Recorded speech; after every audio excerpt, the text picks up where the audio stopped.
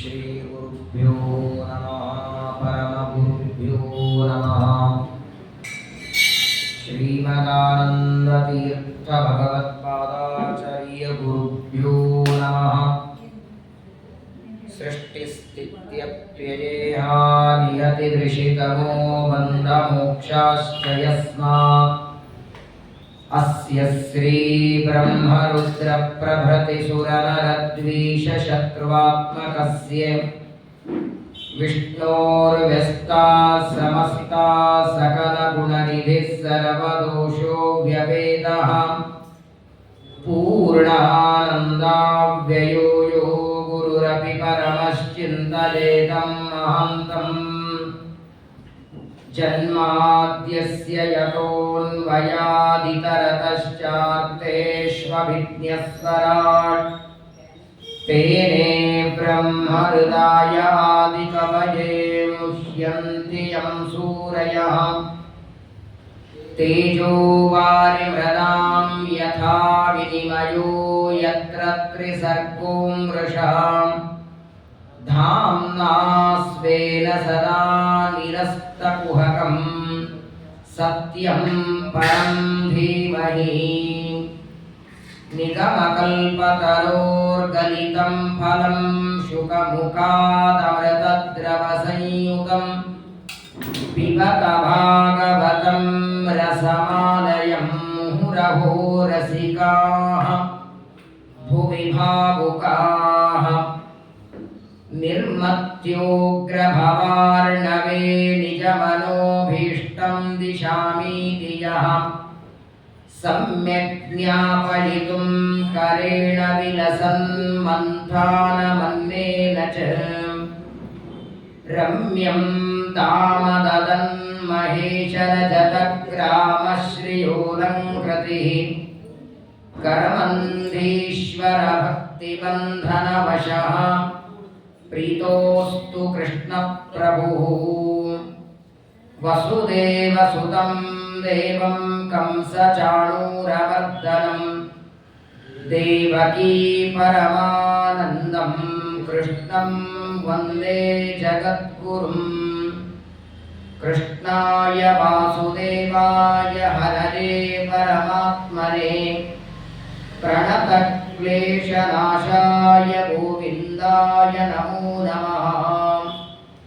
सिञ्चन्नो पुरशोभिपादकमलां मन्दस्मितोद्यन्मुखीं कञ्जाक्षीं कुचभारभीरुविलसन् मध्यां प्रणक्कङ्कणाम् शंवाद्यै परिसेवितां सुवसनां जाम्बूनदालङ्कृताम् अम्बां तां प्रणतोऽस्मि कृष्णरमणीं लम्बालकां रुक्मिणीं लसतु श्रीमदानन्दतीर्थेन्दर्नो हृदम्बरे यद्वचश्चन्द्रिका स्वान्तसन्तापं विनिकृन्तति यस्वानुभावमखिल श्रुतिसारमेकम् अध्यात्मदीपमतितितिर्शतां तमोन्धं संसारिणां करुणयाः पुराणदुष्यं तं व्याससूनुमुपयामि गुरुं मुनीनाम् आपादमौलिपर्यन्तं गुरूणामाकृतिं स्मरेत् तेन विघ्नाः प्रणश्यन्ति सिद्ध्यन्ति च मनोरथाः। श्रीगुरुभ्यो नमः। निवृत्ततर्षैरुपगीयमानात् भवौषधात् श्रोत्रमनोभिरामात् कौत्तमश्लोकगुणानुवादात् पुमान् विरज्येत विना पशुघ्नः। स्वस्त्यस्तु सदाम् अशेषसन्मङ्गलानि भवन्तु। श्लोकैकश्रवणपठनमात्रेण कथावक्तुश्च श्रोतॄणाम् निखिलकलिकतकल्मषापनूतनपटुतरे मोक्षाद्विकिलपुरुषार्थसाधनीभूते श्रीमद्भागवते महापुराणे दशमस्कन्धे कृष्णचरित्रे यत्किञ्चित् पूर्वोक्तप्रमेयानुवादः। हरिः ओम्। ಹರಿ ಓಂ ಹರಿ ಓಂ. ಶ್ರೀ ಗುರುಭ್ಯೋ ನಮಃ. ಪವಿತ್ರವಾದ ಗಂಗಾ ನದಿಯ ದಂಡೆಯಲ್ಲಿ ಆಯುಷ್ಯದ ಕೊನೆ 7 ದಿನಗಳವರೆಗೆ ಭಾಗವತ ಶ್ರವಣಕ್ಕೆ ಪರೀಕ್ಷಿತ ಮಹಾರಾಜರು ಬಂದಿದ್ದಾರೆ. ಸಮಗ್ರವಾದ ರಾಜ್ಯವನ್ನ ಮಕ್ಕಳಿಗೆ ಒಪ್ಪಿಸಿ ಯಾವ ಅಪೇಕ್ಷೆ ಇಲ್ಲ, ಆಸೆ ಇಲ್ಲ, ತಾನು ಉಟ್ಟುಕೊಂಡಂತಹ ರೇಷ್ಮೆ ವಸ್ತ್ರವನ್ನು ಬಿಚ್ಚಿಟ್ಟು ನಾರ್ಮಡಿ ಉಟ್ಕೊಂಡು ಬಂದಿದ್ದಾರೆ ಪರೀಕ್ಷಿತರು. ವೈರಾಗ್ಯರು 7ನೇ ದಿನ ತಕ್ಷಕನಿಂದ ಸಾಯ್ತೇನೆ ಅಂತ ಗೊತ್ತಾದ ಮರುಕ್ಷಣದಲ್ಲಿ ರಾಜ್ಯದ ಮೇಲೆ ತುಳಸಿ ಪತ್ರವನ್ನು ಇಟ್ಟು ಮಕ್ಕಳಿಗೆ ಒಪ್ಪಿಸಿದ್ದಾರೆ. ಪ್ರಪಂಚದಲ್ಲಿ ನಾನಾ ರೀತಿಯಾಗಿ ಭೋಗ ಮಾಡೋರಿದ್ದಾರೆ. ವಿಚಿತ್ರವಾದ ವೈರಾಗ್ಯನೂ ಕೆಲವರಿಗಿರುತ್ತೆ. ಸ್ಮಶಾನ ವೈರಾಗ್ಯ, ಪ್ರಸೂತಿ ವೈರಾಗ್ಯ, ಅಭಾವ ವೈರಾಗ್ಯ. ಇದು 3 ಇರಲಿಲ್ಲ ಪರೀಕ್ಷಿತರಿಗೆ. ಅಭಾವ ವೈರಾಗ್ಯ ಪ್ರಸಕ್ತಿನೇ ಇಲ್ಲ. ಬೇಕಾದಷ್ಟು ಆಳು ಕಾಳುಗಳಿದೆ, ಕೈಗೊಬ್ಬ ಕಾಲಿಗೊಬ್ಬ ಸೇವಕರು, ದೊಡ್ಡದಾದ ರಾಜ್ಯ, ಸಮಗ್ರವಾದ ಪೃಥಿವಿಯನ್ನ ಪ್ರದಕ್ಷಿಣೆ ಹಾಕಿ ಬಂದಿದ್ದ ಪರೀಕ್ಷಿತ. ಏನು ಕಡಿಮಿತ್ತು ರಾಜ್ಯದೊಳಗೆ? ಒಳ್ಳೆ 4 ಜನ ಮಕ್ಕಳು. ಆದರೂ ಎಲ್ಲ ರಾಜ್ಯವನ್ನ ಅತ್ಯಂತ ಹುಲ್ಲಿಗೆ ಸಮಾನ ಅಂತ ತಿಳಿದು ಅದನ್ನ ಬಿಟ್ಟು ಗಂಗಾ ನದಿಗೆ ಬಂದಿದ್ದಾರೆ. ಇದು ವೈರಾಗ್ಯ ಅಂದ್ರೆ ಪರಮಾವಧಿ. ಮೇಲಾಗಿ ಪರೀಕ್ಷಿತರ ಕೊನೆ ಜನ್ಮ ಅದು. ಪರೀಕ್ಷಿತ ರಾಜರು ಬಂದು ಭಾಗವತದ ಶ್ರವಣವನ್ನ ಮಾಡ್ತಾ 9ನೇ ಸ್ಕಂದದಲ್ಲಿ ಸೂರ್ಯ ಮತ್ತು ಚಂದ್ರವಂಶದ ರಾಜರ ಕಥೆಗಳನ್ನು ವಿಸ್ತಾರವಾಗಿ ಕೇಳಿ ಚಂದ್ರವಂಶದ ಕಥೆಯನ್ನು ಹೇಳುವಾಗ ಪರೀಕ್ಷಿತನಿಗೆ ಶ್ರೀಕೃಷ್ಣ ಪರಮಾತ್ಮನು ಇದೇ ಚಂದ್ರವಂಶದಲ್ಲಿ ಅವತಾರ ಮಾಡಿದ. ಆ ಕೃಷ್ಣ ಪರಮಾತ್ಮ ಅವತಾರ ಮಾಡಿ ಏನೇನು ಕಾರ್ಯಗಳನ್ನು ಮಾಡುತ್ತಾನೆ ಅದನ್ನ 9ನೇ ಸ್ಕಂದದ ಕೊನೆಯ ಅಧ್ಯಾಯದಲ್ಲಿ ಶುಕಾಚಾರ್ಯರು ವರ್ಣನ ಮಾಡಿದ್ದಾರೆ. ಆದರೆ ಅಷ್ಟು ಕೇಳಿ ಪರೀಕ್ಷಿತನಿಗೆ ತೃಪ್ತಿಯಾಗಿಲ್ಲ. 1 ಅಧ್ಯಾಯದಲ್ಲಿ ಸಮಗ್ರ ಕೃಷ್ಣನ ಕಥೆಯನ್ನ, ಕೃಷ್ಣಾವತಾರ ಆದದ್ದು, ಕೃಷ್ಣ ಪರಮಾತ್ಮ ಮಥುರೆಯಿಂದ ಗೋಕುಲಕ್ಕೆ ಬಂದದ್ದು, ಅವನು ಮಾಡಿದ ಅಮ್ಮೆಗಾಲಿಡೋದು ಅಥವಾ ಏನೇನು ಕೃಷ್ಣಾವತಾರದಲ್ಲಿ ಮಾಡಿದ್ದಾನೆ ಅದನ್ನೆಲ್ಲವನ್ನೂ ಹೇಳಿದ್ದಾರೆ. ಆದರೂ ಮನಸ್ಸಿಗೆ ತೃಪ್ತಿಯಾಗದೆ ಇನ್ನೂ ಹೆಚ್ಚು ಕೃಷ್ಣನ ಕಥೆಯನ್ನ ಕೇಳುವ ಅಪೇಕ್ಷೆಯಿಂದ ಪರೀಕ್ಷಿತರು ಶುಕಾಚಾರ್ಯರಿಗೆ ಪ್ರಶ್ನೆಯನ್ನ ಮಾಡ್ತಾರೆ. ನನಗೆ ಕೃಷ್ಣ ಪರಮಾತ್ಮನ ಕಥೆಯನ್ನ ವಿಸ್ತಾರವಾಗಿ ಹೇಳಿ ಇರ್ತಾನೆ. ಆ ಹೊತ್ತಿಗೆ ಪರೀಕ್ಷಿತರು ಬಂದು 5 ದಿನ ಆಗೋಗಿದೆ. ದಶಮಸ್ಕಂದಕ್ಕೆ ಬಂದಿದ್ದಾರೆ. ಉಳಿದದ್ದೇ ಏಕಾದಶ, ದ್ವಾದಶ. 7ನೇ ದಿನ ತಕ್ಷಕ ಬರೋರಿದ್ದಾನೆ. 4-5 ದಿನ ಮುಗಿದಿದೆ. 6ನೇ ದಿನ ಬೆಳಗ್ಗೆ ದಶಮಸ್ಕಂದ ಪ್ರವಚನ ನಡೀತಿದೆ. 1 ತೊಟ್ಟು ನೀರಿಲ್ಲ, ಎದ್ದು ಹೋಗಿಲ್ಲ, ಬೇಸರ ಇಲ್ಲ, ಆಕಳಿಕಿಲ್ಲ, ಕೂಕಡಿಕೆ ಇಲ್ಲ. ಆಸನದ ಮೇಲೆ ಮೊದಲನೇ ದಿನ ಮಂಡನ ಮಾಡ್ಕೊಂಡು ಕೂತವನು ಬೆಳಗ್ಗೆ ಸ್ನಾನ ಅನೇಕ ಮಾಡಬೇಕು ಮತ್ತು ಕೂತ್ಕೋಬೇಕು. ಅದು ಬಿಟ್ಟರೆ ಇನ್ನು ಅಲ್ಲಾಡ್ತಿರ್ಲಿಲ್ಲ. ಒಂದು 5-10 ನಿಮಿಷ ಸಂಧ್ಯಾವಂದನ ಸ್ನಾನಕ್ಕೆ ಬಿಟ್ರೆ ತಿಂಡಿ ಇಲ್ಲ, ತಿನಿಸಿಲ್ಲ, ಓಡಾಡೋದಿಲ್ಲ, ತಿರುಗಾಡಿದಿಲ್ಲ. ಅಷ್ಟು ಅಖಂಡವಾಗಿ ಕೇಳುತ್ತಿದ್ದಾನೆ. ಆದರೂ ಪರೀಕ್ಷಿತನಿಗೆ ಸಾಕು ಅನಿಸ್ತಿಲ್ಲ. ನೋಡಿ, 1 ಗಂಟೆ ಆದ್ರೆ ಪದೇ ಗಡಾಳ ನೋಡ್ತೇವೆ. ಯಾವಾಗ ಮುಗಿಸ್ತಾರ ಆಚಾರವನ್ನು? ಶ್ರವಣ ಮಾಡಬೇಕಾದರೂ ಪರೀಕ್ಷಿತ ರಾಜನಿಗೆ ಶುಕಾಚಾರ್ಯರು ಯಾಕೆ ಬಂದರು ಅಂದ್ರೆ ಬೇಸರ ಪಡ್ತಿರ್ಲಿಲ್ಲ. ದಿನದ 24 ಗಂಟೆ ಅಖಂಡ ಭಾಗವತ ಪ್ರವಚನ ಮಾಡುತ್ತಿದ್ದು, ಪ್ರಾತಃ ಕಾಲದಲ್ಲಿ ಯಾವ ಉತ್ಸಾಹದಲ್ಲಿ ಇರ್ತಿದ್ದ, ರಾತ್ರಿ ಆದರೂ ಅದೇ ಉತ್ಸಾಹ ಇದು. 1 ಗಂಟೆ ಆದರೆ ಸಾಕು ಉತ್ಸಾಹ ಕಡಿಮೆ ಆಗತ್ತೆ. 1-1.5-2 ಗಂಟೆ ಆದ್ರೆ ಆಯ್ತು ಆಮೇಲೆ ಅನ್ನೋದಕ್ಕಾಗಿಯೇ ಪರೀಕ್ಷಿತರಿಗೆ ಅಷ್ಟು ದೊಡ್ಡದಾದಂತಹ ಸ್ಥಾನವನ್ನು ದೇವರು ಕೊಟ್ಟಿದ್ದಾನೆ. ಒಂದಾದ ಮೇಲೆ ಒಂದು ಪ್ರಶ್ನೆಗಳನ್ನ ಕೇಳ್ತಾ ಶುಕಾಚಾರ್ಯರಂತ, ಅಲ್ಲಯ್ಯ, ಕೃಷ್ಣನ ಕಥೆಯನ್ನು ವಿಸ್ತಾರ ಕೇಳಬೇಕು ಅಂತ ಅಪೇಕ್ಷೆ ಪಟ್ಟಿದ್ದಿ, ಬೇಸರಿಲ್ವ ನಿನಗೆ? ಸಾಕು ಅನಿಸ್ತಿಲ್ವ ಅಂತಾರೆ. ಈಗಾಗಲೇ ಪ್ರಥಮ ಸ್ಕಂದದಿಂದ ನೀನು ಕೇಳಿದ್ದೆಲ್ಲ ಪ್ರಶ್ನೆಗಳಿಗೆ ಉತ್ತರ ಕೊಟ್ಟಾಯಿ. ವರಾವತಾರ ಕಥೆ, ನರಸಿಂಹಾವತಾರ ಕಥೆ, ಪರಶುರಾಮ, ರಾಮ ಎಲ್ಲ ಅವತಾರಗಳ ಕಥೆ ಹೇಳಿದ್ದೀನಿ. ಸಾಕು ಅಂತ ಅನಿಸ್ತಾ ಇಲ್ವಾ ಅಂದ್ರೆ, ನಿವೃತ್ತತರ್ಷೈರುಪಗೀಯಮಾನಾದ್ಭವೌಷಧ ಶ್ರೋತ್ರ ಮನೋಭಿರಾಮ ಕವುತ್ತಮ ಶ್ಲೋಕ ಗುಣಾನುವಾದ ಪುಮಾನ್ ವಿರಜ್ಜೇತ ವಿಲಾಪ ಶುದ್ಧ. ಪರೀಕ್ಷಿತ ರಾಜರಂತಾರೆ ಶುಕಾಚಾರ್ಯರಿಗೆ, ಯಾರಿಗೆ ಸಾಕರಿಸುತ್ತೆ ಗೊತ್ತಾ? ಯಾವ ವ್ಯಕ್ತಿಗೆ ಭಗವಂತನ ಕಥೆ ಸಾಕು ಅನಿಸುತ್ತೆ ಅಂದ್ರೆ, ಯಾರಿಗೆ ಇನ್ನು ಸಂಸಾರದ ವಾಸನೆ ಮುಗುದಿಲ್ಲ, ಇನ್ನು ಹೋಗಬೇಕು, ಇನ್ನೂ ತಿನ್ನಬೇಕು, ಊಟ ಮಾಡಬೇಕು, ಮಲಗಬೇಕು, ಏಳಬೇಕು, ಅನ್ನುವ ಅಪೇಕ್ಷೆ ಇದ್ದವರಿಗೆ ಸಾಕು, ಒಂದು ಅರ್ಧ ಗಂಟೆ 1 ಗಂಟೆ ಪ್ರವಚನ ಸಾಕು ಅಂತ ಅನಿಸ್ತದೆ. ನನಗಿಲ್ಲ ಅನಿಸ್ತಾರೆ ಪರೀಕ್ಷಿತ ರಾಜ. ಹಾಲು ಕುಡಿದ ವ್ಯಕ್ತಿಗೆ ಮಜ್ಜಿಗೆ ಸೇರಲ್ಲ, ಮಜ್ಜಿಗೆ ಕುಡಿದವನಿಗೆ ಪಾನಕ ಸೇರಲ್ಲ. ಇದು 3 ಇಟ್ಟು ಅದರ ಪಕ್ಕದಲ್ಲಿ ಬಾಸುಂದೆ ಇಟ್ಟರೆ 3 ಬಿಟ್ಟು ಬಾಸುಂದೆ ತಿಂತಾನೆ. ಅದು ಬಿಟ್ಟು ಅದರ ಪಕ್ಕದಲ್ಲಿ ಅಮೃತ ಇಟ್ಟರೆ ಹೇಗೆ ತಾರತಮ್ಯ ಇದೆ? ಮಜ್ಜಿಗೆಗಿಂತಲೂ ಹಾಲು, ಹಾಲಕ್ಕಿಂತಲೂ ಪಾನಕ, ಪಾನಕ್ಕಿಂತಲೂ ಬಾಸುಂದೆ, ಅದಕ್ಕಿಂತಲೂ ಅಮೃತ. ಅಮೃತನೂ ಇಟ್ಟು ಅದರ ಪಕ್ಕದಲ್ಲಿ ಕೃಷ್ಣ ಕಥೆ ಇಟ್ಟರೆ ಅಮೃತನೂ ಬೇಡ ಅಂತಾನೆ. ಪರೀಕ್ಷಿತ ಅಂತಾನೆ ಅಮೃತ ಕೊಡಿದ್ರೆ 1 ಕಲ್ಪ ಬದುಕಬಹುದು ಸ್ವಾಮಿ, ಆದರೆ ಭಗವಂತನ ಕಥಾಮೃತ ಇದೆಯಲ್ಲ, ನಿಮ್ಮ ಮುಖಕಮಲದಿಂದ ಬರುವ ಭಗವಂತನ ಕಥೆಯೆಂಬ ಅಮೃತ ಪಾನ ಮಾಡ್ತಿದ್ದೇನೆ, ಸಾಕು ಅನಿಸ್ತಿಲ್ಲ ನನಗೆ. ಆಯ್ತು, 5-6 ದಿನ ಪ್ರವಚನ ಕೇಳಿದ್ದೇನೆ, 1-2 ದಿನ ಧ್ಯಾನ ಮಾಡೋಣ ಅಂತ ಇನ್ನೂ ನನಗೆ ತೃಪ್ತಿ ಆಗ್ತಿಲ್ಲ.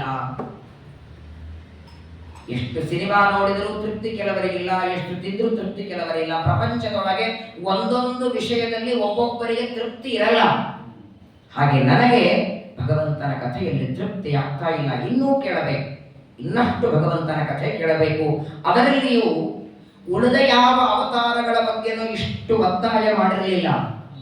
ರಾಮಾವತಾರ, ಪರಶುರಾಮ, ವೇದವ್ಯಾಸ ಅವತಾರ, ಧನ್ವಂತರಿ ಅವತಾರ, ಎಲ್ಲ ಅವತಾರಗಳ ಚರಿತ್ರೆಯನ್ನ ಸಂಕ್ಷೇಪದಲ್ಲಿ ಹೇಳಿದರೂ ಯಾವ ಗೊಂದಲ ಮಾಡಿಕೊಂಡಿರಲಿಲ್ಲ ಪರೀಕ್ಷಿತ. ಈ ಒಂದು ಕೃಷ್ಣಾವತಾರಕ್ಕೆ ಇಷ್ಟು ಒತ್ತಾಯ ಯಾಕೆ? ಇನ್ನೂ ಹೇಳಿ ಅಂತಾನೆ, ವಿಸ್ತಾರವಾಗಿ ಹೇಳಿ ಅಂತಾನೆ. ಕೃಷ್ಣಾವತಾರಕ್ಕಿಂತ ಮೊದಲು ಭೂಮಿಯ ಪರಿಸ್ಥಿತಿ ಹೇಗಿತ್ತು? ಯಾಕೆ ವಸುದೇವ ದೇವಕಿಯರಲ್ಲೇ ಬಂದ? ಮಥುರೆಯಲ್ಲೇ ಯಾಕೆ ಬಂದ? ಅಷ್ಟಮಿ ರಾತ್ರಿನೇ ಯಾಕೆ? ಒಂದೊಂದು ವಿಷಯಗಳನ್ನು ವಿಸ್ತಾರ ಹೇಳಿ ಅಂತಾನೆ.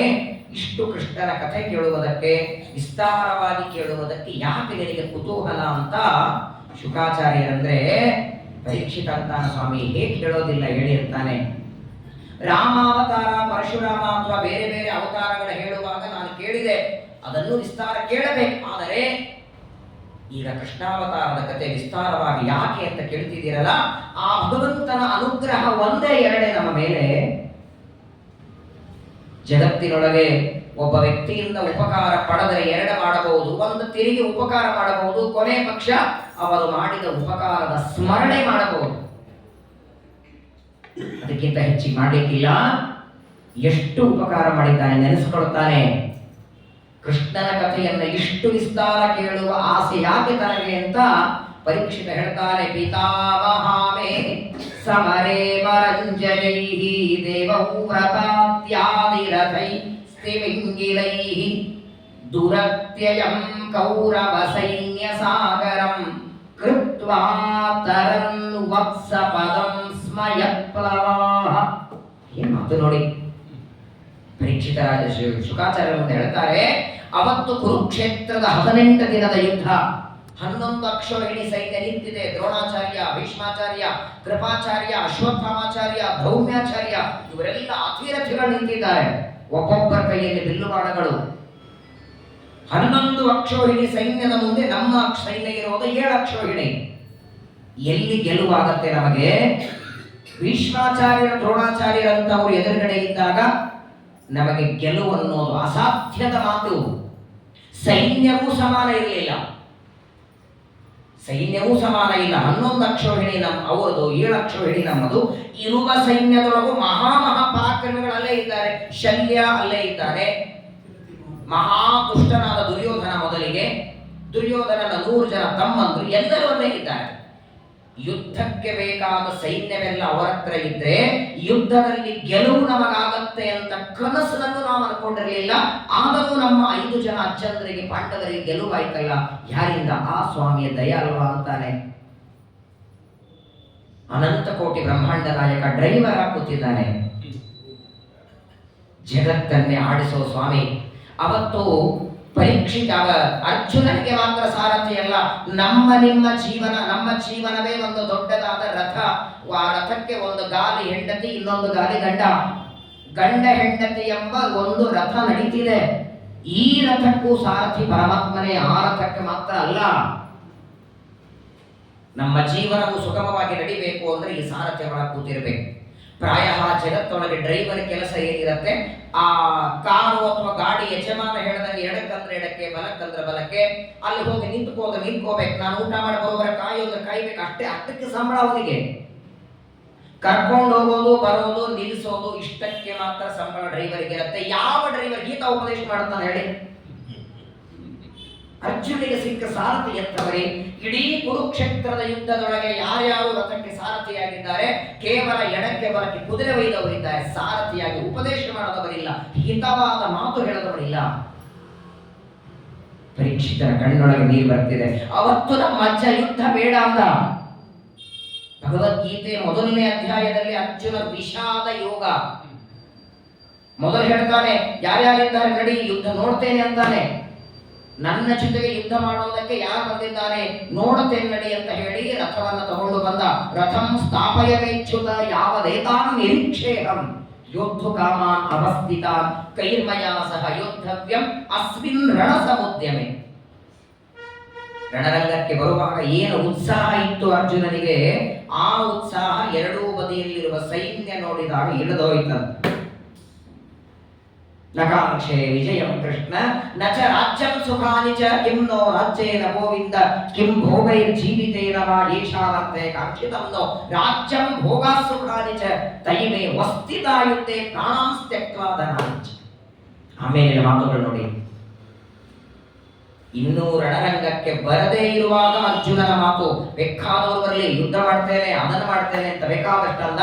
ಇಲ್ಲಿ ಬಂದ ಮೇಲೆ ಒಂದು ಕಡೆಗೆ ತನ್ನ ರಕ್ತ ಸಂಬಂಧಿಗಳು, ತನ್ನ ಬಳಗ ಒಂದು ಕಡೆಗಿದೆ, ಇನ್ನೊಂದು ಕಡೆಗೆ ವಿದ್ಯಾ ಕೊಟ್ಟ ದ್ರೋಣಾಚಾರ್ಯ, ಗುರುಪುತ್ರ ಅಶ್ವತ್ಥಾಮ, ಪಿತಾಮಹ ಭೀಷ್ಮ, ಕೃಪಾಚಾರ್ಯ, ದ್ರೋಣಾಚಾರ್ಯ, ಪುರೋಹಿತ ಧೌಮ್ಯಾಚಾರ್ಯ. ನಮಗೆ ಸಂಬಂಧಿಗಳು ಇಬ್ಬರು ಇರ್ತಾರೆ. ಮಂತ್ರಾಲಯ ಪ್ರಭುಗಳು ಪ್ರಾತಃ ಸಂಕಲ್ಪ ಗದ್ದದಲ್ಲಿ ಹೇಳ್ತಾರಲ್ಲ, ವಿದ್ಯಾ ಸಂಬಂಧಿ ದೇಹ ಸಂಬಂಧಿ ವಿಶ್ಚ. ದೇಹ ಸಂಬಂಧಿಗಳ ಕೆಲವರಾದ್ರೆ ವಿದ್ಯಾ ಸಂಬಂಧಿಗಳ ಕೆಲವರು. ದ್ರೋಣಾಚಾರ್ಯರಿಗೆ ಅರ್ಜುನನಿಗೆ ರಕ್ತ ಸಂಬಂಧ ಇರಲಿಲ್ಲ, ವಿದ್ಯಾ ಸಂಬಂಧ ಇತ್ತು. ಎರಡೂ ಬದಿಯಲ್ಲಿ ಸಂಬಂಧ ಜಾಗೃತ ಆಯಿತು. ರಕ್ತ ಸಂಬಂಧಿಕರನ್ನು ಕೊಲ್ಲಬೇಕು, ಜ್ಞಾನ ಕೊಟ್ಟ ಗುರುಗಳನ್ನು ಕೊಲ್ಲಬೇಕು. ಗುರುಗುಣ ಹತ್ವಾನಿ ಮಹಾನುಭಾವಾನ್ ಶ್ರೇಯೋ ಭೋಕ್ಷಂ ವೈಕ್ಷಮಪೀಹ ಲೋಕೆ ಬೇಡ ಅಂತ. ರಣರಂಗದಿಂದ ನಾನು ತಿರುಗಿ ಹೊರಡ್ತೇನೆ, ಯುದ್ಧ ಬೇಡ. ಎರಡೂ ಬದಿಯ ಸೈನ್ಯ ನೋಡಿ ಗಾಂಡೀವ ಧನುಸ್ಸು ಕೆಳಗಿಟ್ಟ. ಕೃಷ್ಣ ಅಂತಾನೆ, ರಣರಂಗದಿಂದ ತಿರುಗಿ ಹೋದರೆ ಅವಮಾನ, ಅವಮಾನಕ್ಕಿಂತ ದೊಡ್ಡ ಮರಣ ಇನ್ನೊಂದಿಲ್ಲ. ಮರಣ ಒಂದೇ ಸಲ ಬರ್ತದೆ. ಅವಮಾನ ಇದು ದಿನನಿತ್ಯದ ಮರಣ. ಯಾವ ವ್ಯಕ್ತಿನೂ, ಅದರಲ್ಲಿಯೂ ಬ್ರಾಹ್ಮಣನಾಗಿ ರಣರಂಗಕ್ಕೆ ಬಂದು ತಿರುಗಿ ಹೋದರೆ ದೊಡ್ಡದಲ್ಲ. ನಿನ್ನ ಕ್ಷತ್ರಿಯ, ನಿನ್ನ ಕೆಲಸವೇ ಯುದ್ಧ ಮಾಡೋದು. ಎಷ್ಟು ಜನ ನಿನ್ನ ಬಗ್ಗೆ ಮಾತಾಡೋದು ಪರವಾಗಿಲ್ಲ ಅಂತ ಅನ್ಕೊಳ್ತಾರೆ. ಅಲ್ಲೋ ರಾಜ್ಯ ಇಲ್ಲ ಅಂದ್ರೆ ಮುಂದೆ ಹೇಗಿರ್ತಿ ಅಂದ್ರೆ ಪರವಾಗಿಲ್ಲ, ವನವಾಸ ಮಾಡಿ ಅಜ್ಞಾತವಾಸ ಮಾಡಿ ರೂಢಿಯಾಗಿದೆ, ಅಲ್ಲೇ ಹೋಗಿರ್ತೇವೆ. ಇವರನ್ನೆಲ್ಲ ಕೊಂದು ರಾಜ್ಯ ಬರೋದಾದ್ರೆ ಬೇಡ ಅಂತ ಯಾವಾಗ ಶಸ್ತ್ರವನ್ನ ಗಾಂಡೀವ ಧನುಸ್ಸು ಕೆಳಗಿಟ್ಟ ನೋಡಿ, ಆಗ ಬಂತು ಇವನ ಬಾಯಿಯಿಂದ ಮಾತು, ಅಶೋಚಾನನ್ವ ಶೋಚಸ್ತ್ವಂ ಪ್ರಜ್ಞಾ ವಾದಾಂಶ್ಚ ಭಾಷಸೆ ಗತಾಸು ನಗತಾಸುಶ್ಚ ನಾನು ಶೋಚಂತಿ ಪಂಡಿತಂ. ನಿಜವಾಗಿ ಭಗವದ್ಗೀತೆ ಪ್ರಾರಂಭವಾದದ್ದು 2ನೇ ಅಧ್ಯಾಯ 11ನೇ ಶ್ಲೋಕದಿಂದ. ಅಲ್ಲಿವರೆಗೂ ಅರ್ಜುನನ ವಿಷಾದ ಮಾಡ್ತಾನೆ. ನೋಡಿದರೆ ಅರ್ಜುನನಿಗೆ ಬೇಕಾದ ವಿಷಯಗಳು 2ನೇ ಅಧ್ಯಾಯದಲ್ಲಿ ಸಾಕು. 18ನೇ ಅಧ್ಯಾಯ ಯಾಕೆ ಬೇಕು? ಕರ್ಮಯೋಗ, ಸಾಂಖ್ಯಯೋಗ, ಜ್ಞಾನ ವಿಜ್ಞಾನ ಯೋಗ, ಇಷ್ಟೆಲ್ಲ ಉಪದೇಶ ಮಾಡುವ ಅವಶ್ಯಕತೆ ಇರಲಿಲ್ಲ. ಅರ್ಜುನನಿಗೆ ಬೇಕಾದದ್ದು ಸಂಬಂಧಿಕರನ್ನ ಹೇಗೆ ಕೊಲ್ಲಿ ಅಂತ. ಕೊಲ್ಲೋ ನೀನಲ್ಲ, ನೀನು ಬಾಣ ಹೊಡೆಯುವುದು ದೇಹಕ್ಕೆ ಹೊರತು ಆತ್ಮನಿಗಲ್ಲ, ಜೀವನಿಗೆ ಮರಣ ಇಲ್ಲ. ಇಷ್ಟು ಹೇಳಿ ಮುಗಿಸ್ಬಿಡ್ಬೇಕು. ಬಹಳ ಆದ್ರೆ 50 ಶ್ಲೋಕದಲ್ಲಿ ಕೃಷ್ಣಾರ್ಪಣ. 700 ಶ್ಲೋಕ ಯಾಕೆ ಬೇಕು ಭಗವದ್ಗೀತೆ? ಅರ್ಜುನನಿಗೆ ಮಾತ್ರ ಬೇಕಾಗಿರಲಿಲ್ಲ ಅದು. ಅರ್ಜುನ ಎದುರುಗಡೆಯಿಂದ ಮುಂದೆ ಬರುವ ನಮ್ಮಂತಹ ಅರ್ಜುನರಿಗೋಸ್ಕರ ಹೇಳಿದ್ದದಲ್ಲ. ಏನಿಲ್ಲದೆ ಭಗವದ್ಗೀತೆಯೊಳಗೆ ಗೀತಾಶಾಸ್ತ್ರ ವಿನೋದೇನ ಕಾಲೋ ಗಚ್ಚತಿ ಧೀಮತ. ಪ್ರತಿನಿತ್ಯದಲ್ಲಿ ಭಗವದ್ಗೀತೆಯ 1 ಶ್ಲೋಕ ಆದರೂ ಕೇಳಿ ಅಂತಾರೆ. ನಿತ್ಯದಲ್ಲಿ ಭಗವದ್ಗೀತೆಯ 1-2 ಶ್ಲೋಕ ಆದರೂ ಪ್ರವಚನವನ್ನು ಕೇಳಿ ಅಂತಾರೆ. ನಾಳೆಯಿಂದ 5 ಗಂಟೆಯಿಂದ 6 ಗಂಟೆ ಯೂಟ್ಯೂಬಲ್ಲಿ ಲೈವ್ ಇರುತ್ತೆ. ಬೇಕಾದ್ರೆ ಗೀತಾ ಪ್ರವಚನ ಒಬ್ಬರ ಮನೆಯಲ್ಲಿ ಮಾಡುತ್ತಿದ್ದೇನೆ. ಈಗಾಗಲೇ ಶುರುವಾಗಿ 3-2 ವರ್ಷ ಆಯ್ತು. ಯಾವ ಅಧ್ಯಾಯಕ್ಕೆ ನಿಂತಿರುತ್ತೋ, ಯಾವ ಶ್ಲೋಕಕ್ಕೆ ನಿಂತಿರುತ್ತೋ ಅದರ ಮುಂದಿನ ಪ್ರವಚನ ಗೀತಾ ಇರ್ತದೆ. 13ನೇ ಅಧ್ಯಾಯ ನಡೀತದೆ. ಕೇಳಿ ಒಂದ್ಸಲ. ಏನಿಲ್ಲ ಗೀತೆಯೊಳಗೆ, ಯಾ ಸ್ವಯಂ ಪದ್ಮನಾಭಸ್ಯ ಮುಖ ಪದ್ಮಾದ್ ವಿನಿಸೃತ ಶ್ರೀಮನ್ ಆನಂದ ತೀರ್ಥ ಭಗವತ್ಪಾದರು 2 ಗ್ರಂಥ ಬರೆದಿದ್ದಾರೆ ಭಗವದ್ಗೀತೆಗೆ. ಗೀತಾ ತಾತ್ಪರ್ಯ ಭಾಷ್ಯಾಭ್ಯಾಂ ಆಭ್ಯಾಂ ವಿಶ್ವ ಪ್ರಕಾಶತೆ ಗೋಗಣೈ ಅಪ್ರತೀಕಾರೈ ಅರ್ಕೇಂದುಭ್ಯಾಮಿವಾದಿಕಂ ಸುಮಧ್ವಿಜಯದಲ್ಲಿ ಹೇಳ್ತಾರೆ. ಒಂದು ಗೀತಾ ತಾತ್ಪರ್ಯ, ಗೀತಾ ಭಾಷ್ಯ 18 ಅಧ್ಯಾಯದ ಕೊನೆಯ ಭಾಗ ಕೇಳಬೇಕು ಒಂದು ಬಾರಿ. ಎಲ್ಲ ವಿಚಾರ ಆಯಿತು. 18ನೇ ಕೊನೆ ಒಂದು ಮಾತಂತ ಹೇಳೋದೆಲ್ಲ ಹೇಳಿ, ಯದಿಚ್ಛಸಿ ತಥಾ ಕುರು. ನೋಡ ಅರ್ಜುನ, ನಾನು ಹೇಳೋದನ್ನು ಹೇಳಿದ್ದೇನೆ, ನಿನ್ನ ಇಚ್ಛೆಗೆ ಬಂದಂಗೆ ಮಾಡು ಅಂತ. ಏನ್ ಸ್ವಾಮಿ ಮಾತು ನೋಡಿ. ಮೊದಲಿಗೆ ಯುದ್ಧ ಬೇಡ ಅಂದವ, ಯುದ್ಧಕ್ಕಾಗಿ ಗೀತೆಯನ್ನ ಹೇಳಿ ಆದ ಮೇಲೆ ನಾನು ಒತ್ತಾಯ ಮಾಡ್ತೇನೆ ಅಂತ ಯುದ್ಧ ಮಾಡಬೇಡ, ನೀನು ಒಳ್ಳೇದು ಅನಿಸಿದ್ರೆ ಮಾಡು ಅಂತ.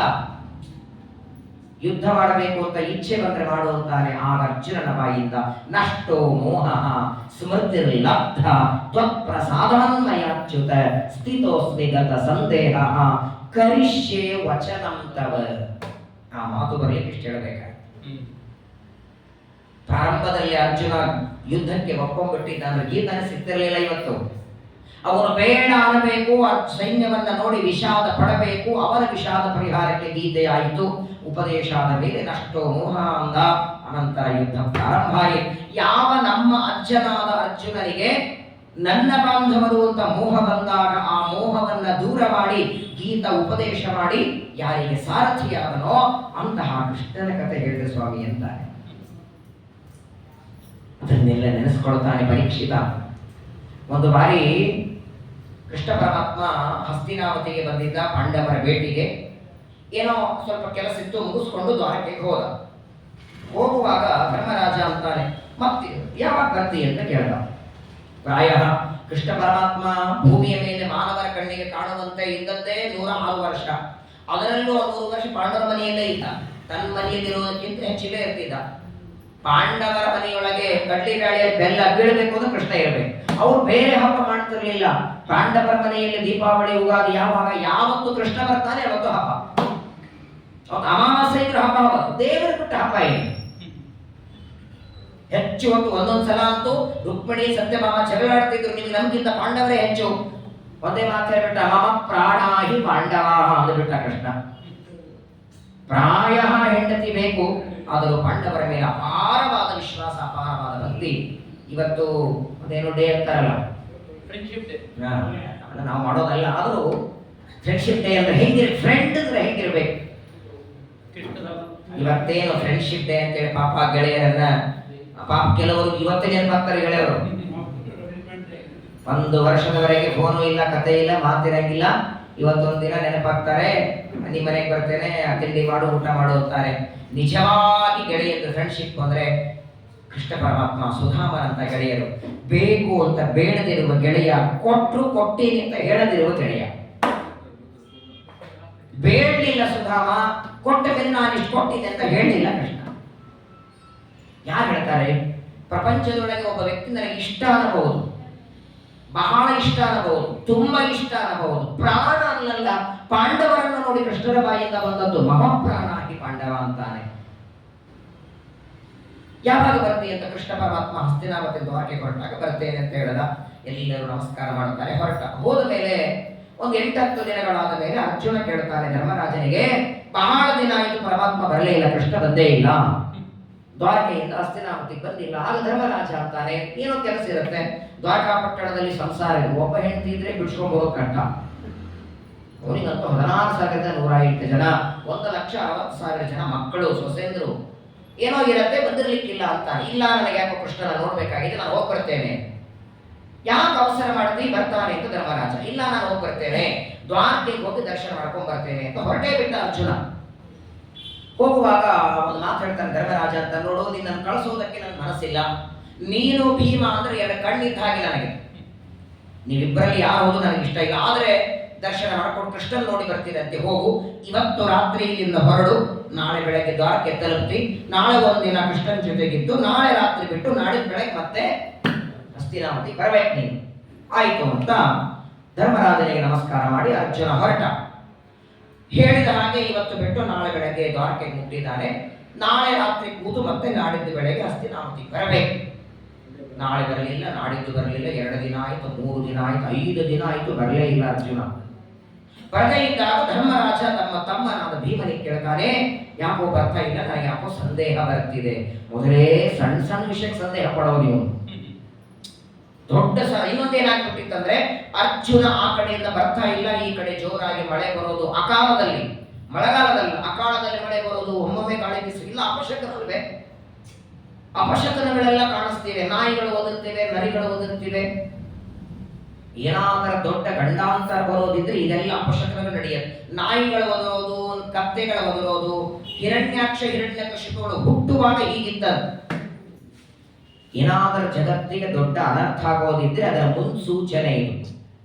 ಅಪಶಕನ ನೋಡ್ತಿದ್ದಾನೆ ಧರ್ಮರಾಜ, ಆ ಕಡೆ ಅರ್ಜುನ ಬರ್ತಾ ಇಲ್ಲ, ಗೊಂದಲಾಗಿದೆ, ಅರ್ಜುನಿಗೆ ಏನೋ ಆಗಿದೆ, ಯಾರು ಹಿಡಿದಿದ್ದಾರೆ, ಹೊಡೆದಿದ್ದಾರೆ, ಅಥವಾ ಅವನ ದ್ವಾರಕೆಗೆ ಮುಟ್ಟಿರ್ಲಿಕ್ಕಿಲ್ಲ. ಭೀಮಸೇನ ದೇವರಂತ ಯಾಕೆ ಯಾವಾಗಲೂ ನೆಗೆಟಿವ್ ವಿಚಾರ ಮಾಡ್ತೀಯ ಅಂತ. ದ್ವಾರಕೆಗೆ ಹೋಗಿರಬೇಕು, ಕೃಷ್ಣ ಬಹಳ ದಿನ ಆಯ್ತು ಬಂದಿದ್ದಿ, ಒಂದೆರಡು ದಿನ ಇರು ಅಂದಿರ್ತಾನೆ. ಪರಮಾತ್ಮನ ಜೊತೆಗಿದ್ದಾರೆ, ಯಾಕಂದ್ರೆ ಕೃಷ್ಣನಿಗೂ ಅರ್ಜುನಿಗೂ ಸಖ್ಯ ಅಲ್ವಾ, ಫ್ರೆಂಡ್ಶಿಪ್ ಡೇ ಇವತ್ತು. ಅವನಷ್ಟು ಗೆಳತನ ಮಾಡೋದವ್ರು ಯಾರಿಲ್ಲ. ಭಗವದ್ಗೀತೆಯಲ್ಲಿ ಹೇಳ್ತಾನೆ, ಮೊದಲೆಲ್ಲ ಕುದುರೆ ತೊಳೆಯಿಂದ ಬೇಕಾದಷ್ಟು ರಥ ಹೊಡಿ ಅಂತಾನೆ, ಆಮೇಲೆ ಅಂತಾನೆ ಸಖೇತಿ ಮತ್ವ ಪ್ರಸವಂ ಯದುಕ್ತಂ, ಹೇ ಕೃಷ್ಣ ಹೇ ಯಾದವ ಹೇ ಸಖೇತಿ ಅಜಾನತಾ ಮಹಿಮಾನಂ ತವೇದ. ಗೆಳೆಯ ಅಂತ ಏನೋ ಕೆಲಸ ಹೇಳಿದೆ, ಕ್ಷಮೆ ಮಾಡುವಂತ ಆಮೇಲೆ ಅಂತಾನೆ. ಏನೋ ಆಗಿರ್ತದೆ, ಬದಲಿಕ್ಕಿಲ್ಲ ಅಂತ ಭೀಮಸೇನ ದೇವ ಸಮಾಧಾನ ಮಾಡ್ತಾರೆ. ಧರ್ಮರಾಜನಿಗೆ ಇನ್ನೂ ಸಂದೇಹ. 5 ದಿನ ಆಯ್ತು, 6ನೇ ದಿನ ಬೆಳಗ್ಗೆ ಮತ್ತೆ ಪಗಲ್ ಕಡೆ ನೋಡ್ತಾನೆ, ಧರ್ಮ ಬರ್ತಾರೆ ಅರ್ಜುನ ಅಂತ. 6ನೇ ದಿನ ಅದು ಬರಲಿಲ್ಲ. ಭೀಮನಿಗೆ ಹೇಳಿದ, ರಥ ತೆಗಿ, ನಾವಿಬ್ರು ಹೊರಡೋಣ. ಸಾರಥಿ ಹೇಳಿದ, ರಥ ತೆಗಿ, ನಾವು ಈಗಿಂದ ದ್ವಾರಕ್ಕೆ ಹೋಗ್ಬೇಕು. ಬೇಡ ಅಂತ ಭೀಮಸೇನ ದೇವರು. ಬರ್ತಾನೆ, ಇವತ್ತಿನ ನಾಳೆ ಬರ್ತಾನೆ ಅಂತ ಅವರು. ಕೊನೆಗೆ 7ನೇ ದಿನ ಬೆಳಗ್ಗೆ ಬಂದ ಅರ್ಜುನ. 7ನೇ ದಿನ ಬೆಳಗ್ಗೆ ಇನ್ನೂ ಬಾಗಲದಿಂದ ಬರ್ತಿದ್ದಾನೆ. ಇನ್ನು ಅರ್ಜುನನ ಮುಖ ಕಂಡಿದೆ. ಬಡ ಬಡ ಬಡ ಪ್ರಶ್ನೆ ಶುರು ಮಾಡಿಬಿಟ್ಟ ಧರ್ಮರಾಜ. ಇಷ್ಟು ದಿನ ಏನು ಮಾಡಿದೆ, ಯಾವಾಗ ಬಂದಿದ್ದೆ, 2 ದಿನ ಬಿಟ್ಟು ಬಂದಿದ್ದೆ, ಇಷ್ಟು ದಿನ ಏನು ಮಾಡಿದೆ, ಏನೋ ಒಂದು 3 ಪ್ರಶ್ನೆ ಕೇಳಿಬಿಟ್ಟ. ಮೊದಲನೇದ್ದು, ಅವನು ಯಾವ ಪರಿಸ್ಥಿತಿಯಲ್ಲಿ ಬಂದಿದ್ದಾನೆ ಅನ್ನೋದನ್ನು ಗಮನಿಸಲಿಲ್ಲ. ನೋಡ್ತಾನೆ, ಕೂದಲುಗಳೆಲ್ಲ ಹರಕೊಂಡಿದ್ದಾನೆ, ಮೈ ತುಂಬ ರಕ್ತ ಆಗಿದೆ, ಬಟ್ಟೆ ಹರಕೊಂಡಿದ್ದಾನೆ, ಅಲ್ಲಲ್ಲಿ ಗಾಯ ಆಗಿದೆ, ಮೈಯಿಂದ ಅಲ್ಲಲ್ಲಿ ರಕ್ತ ಬರ್ತಿದೆ, ಹೊಡೆಸ್ಕೊಂಡು ಬಂದಿದ್ದಾನೆ ಅರ್ಜುನ. ಬಂದವನು ಯಾವ ಪರಿಸ್ಥಿತಿಯಲ್ಲಿ ಬಂದಿದ್ದಾನೆ ಅನ್ನೋದು ಬಿಟ್ಟು, ನೀನು 2 ದಿವಸಕ್ಕೆ ಬಂದಿದ್ದೆ ಅಂತ ಬೈಲಿಕ್ಕೆ ಶುರು ಮಾಡಿಬಿಟ್ಟು ಧರ್ಮರಾಜ. ಏನು ಮಾತಾಡ್ಲಿಲ್ಲ ಅರ್ಜುನ. ಭೀಮಸೇನ ದೇವರಂತ ಅಣ್ಣನಿಗೆ ಸ್ವಲ್ಪ ಸಮಾಧಾನ ಆಗು, ಅವನೇನಾದ್ರೂ ಮಾತಾಡ್ಲಿ. ಮೊದಲಿಗೆ ಅವನು ಯಾಕೆ ತಡ ಮಾಡ ಬಂದ ಅಂತ ಪ್ರಶ್ನೆ ಆಮೇಲೆ ಕೇಳೋಣ. ಮೊದಲು ಇದೇನಾಗಿದೆ, ಹೊಡೆಸ್ಕೊಂಡು ಬಂದಿದ್ದಾನೆ, ಮೈ ತುಂಬಾ ರಕ್ತ ಬರ್ತಿದೆ, ಬಟ್ಟೆ ಹಾಕೊಂಡಿದ್ದಾನೆ. ಧರ್ಮರಾಜ ಆಗ ನೋಡ್ತಾನೆ, ಅವನನ್ನ ಥರ ಥರ ನಡಲಿಕ್ಕೆ ಶುರು ಮಾಡ್ತಾನೆ. ಏನಾಯ್ತು ಅಂತ ಕೇಳ್ತಾನೆ. ಧರ್ಮರಾಜ ಅಂತಾನೆ, ನೀನು ರಣರಂಗದಲ್ಲಿ ಯುದ್ಧಕ್ಕೆ ಬಂದ್ರೆ, ನೀನು ಎದುರುಗಡೆ ಬಂದು ನಿಂತರೆ ನಿನಗೆ ವಿದ್ಯೆ ಹೇಳಿಕೊಟ್ಟ ದ್ರೋಣಾಚಾರ್ಯರೇ ನಡುಗುತ್ತಿದ್ರ. ಎಷ್ಟು ಬಾರಿ ದ್ರೋಣರು ಭೀಷ್ಮರಿಗೆ ಹೇಳಬೇಕು. ಮಹಾಭಾರತ ಯುದ್ಧ ಪರ್ವದಲ್ಲಿ ಯುದ್ಧಕ್ಕೆ ನೋಡಿ ನೀವು, ದ್ರೋಣಾಚಾರ್ಯ ಹೇಳಬೇಕಂತ ಭೀಷ್ಮಾಚಾರ್ಯ, ಸ್ವಾಮಿ ನಮ್ಮ ಶಿಷ್ಯ ಬಂದಿದ್ದಾನೆ, ನಾವು ಆ ಕಡೆ ಹೋಗೋಣ ನಡುವೆ. ಏನಿದ್ರು ಇಂದ್ರದೇವರ ಅವತಾರ ಅಲ್ವೇ.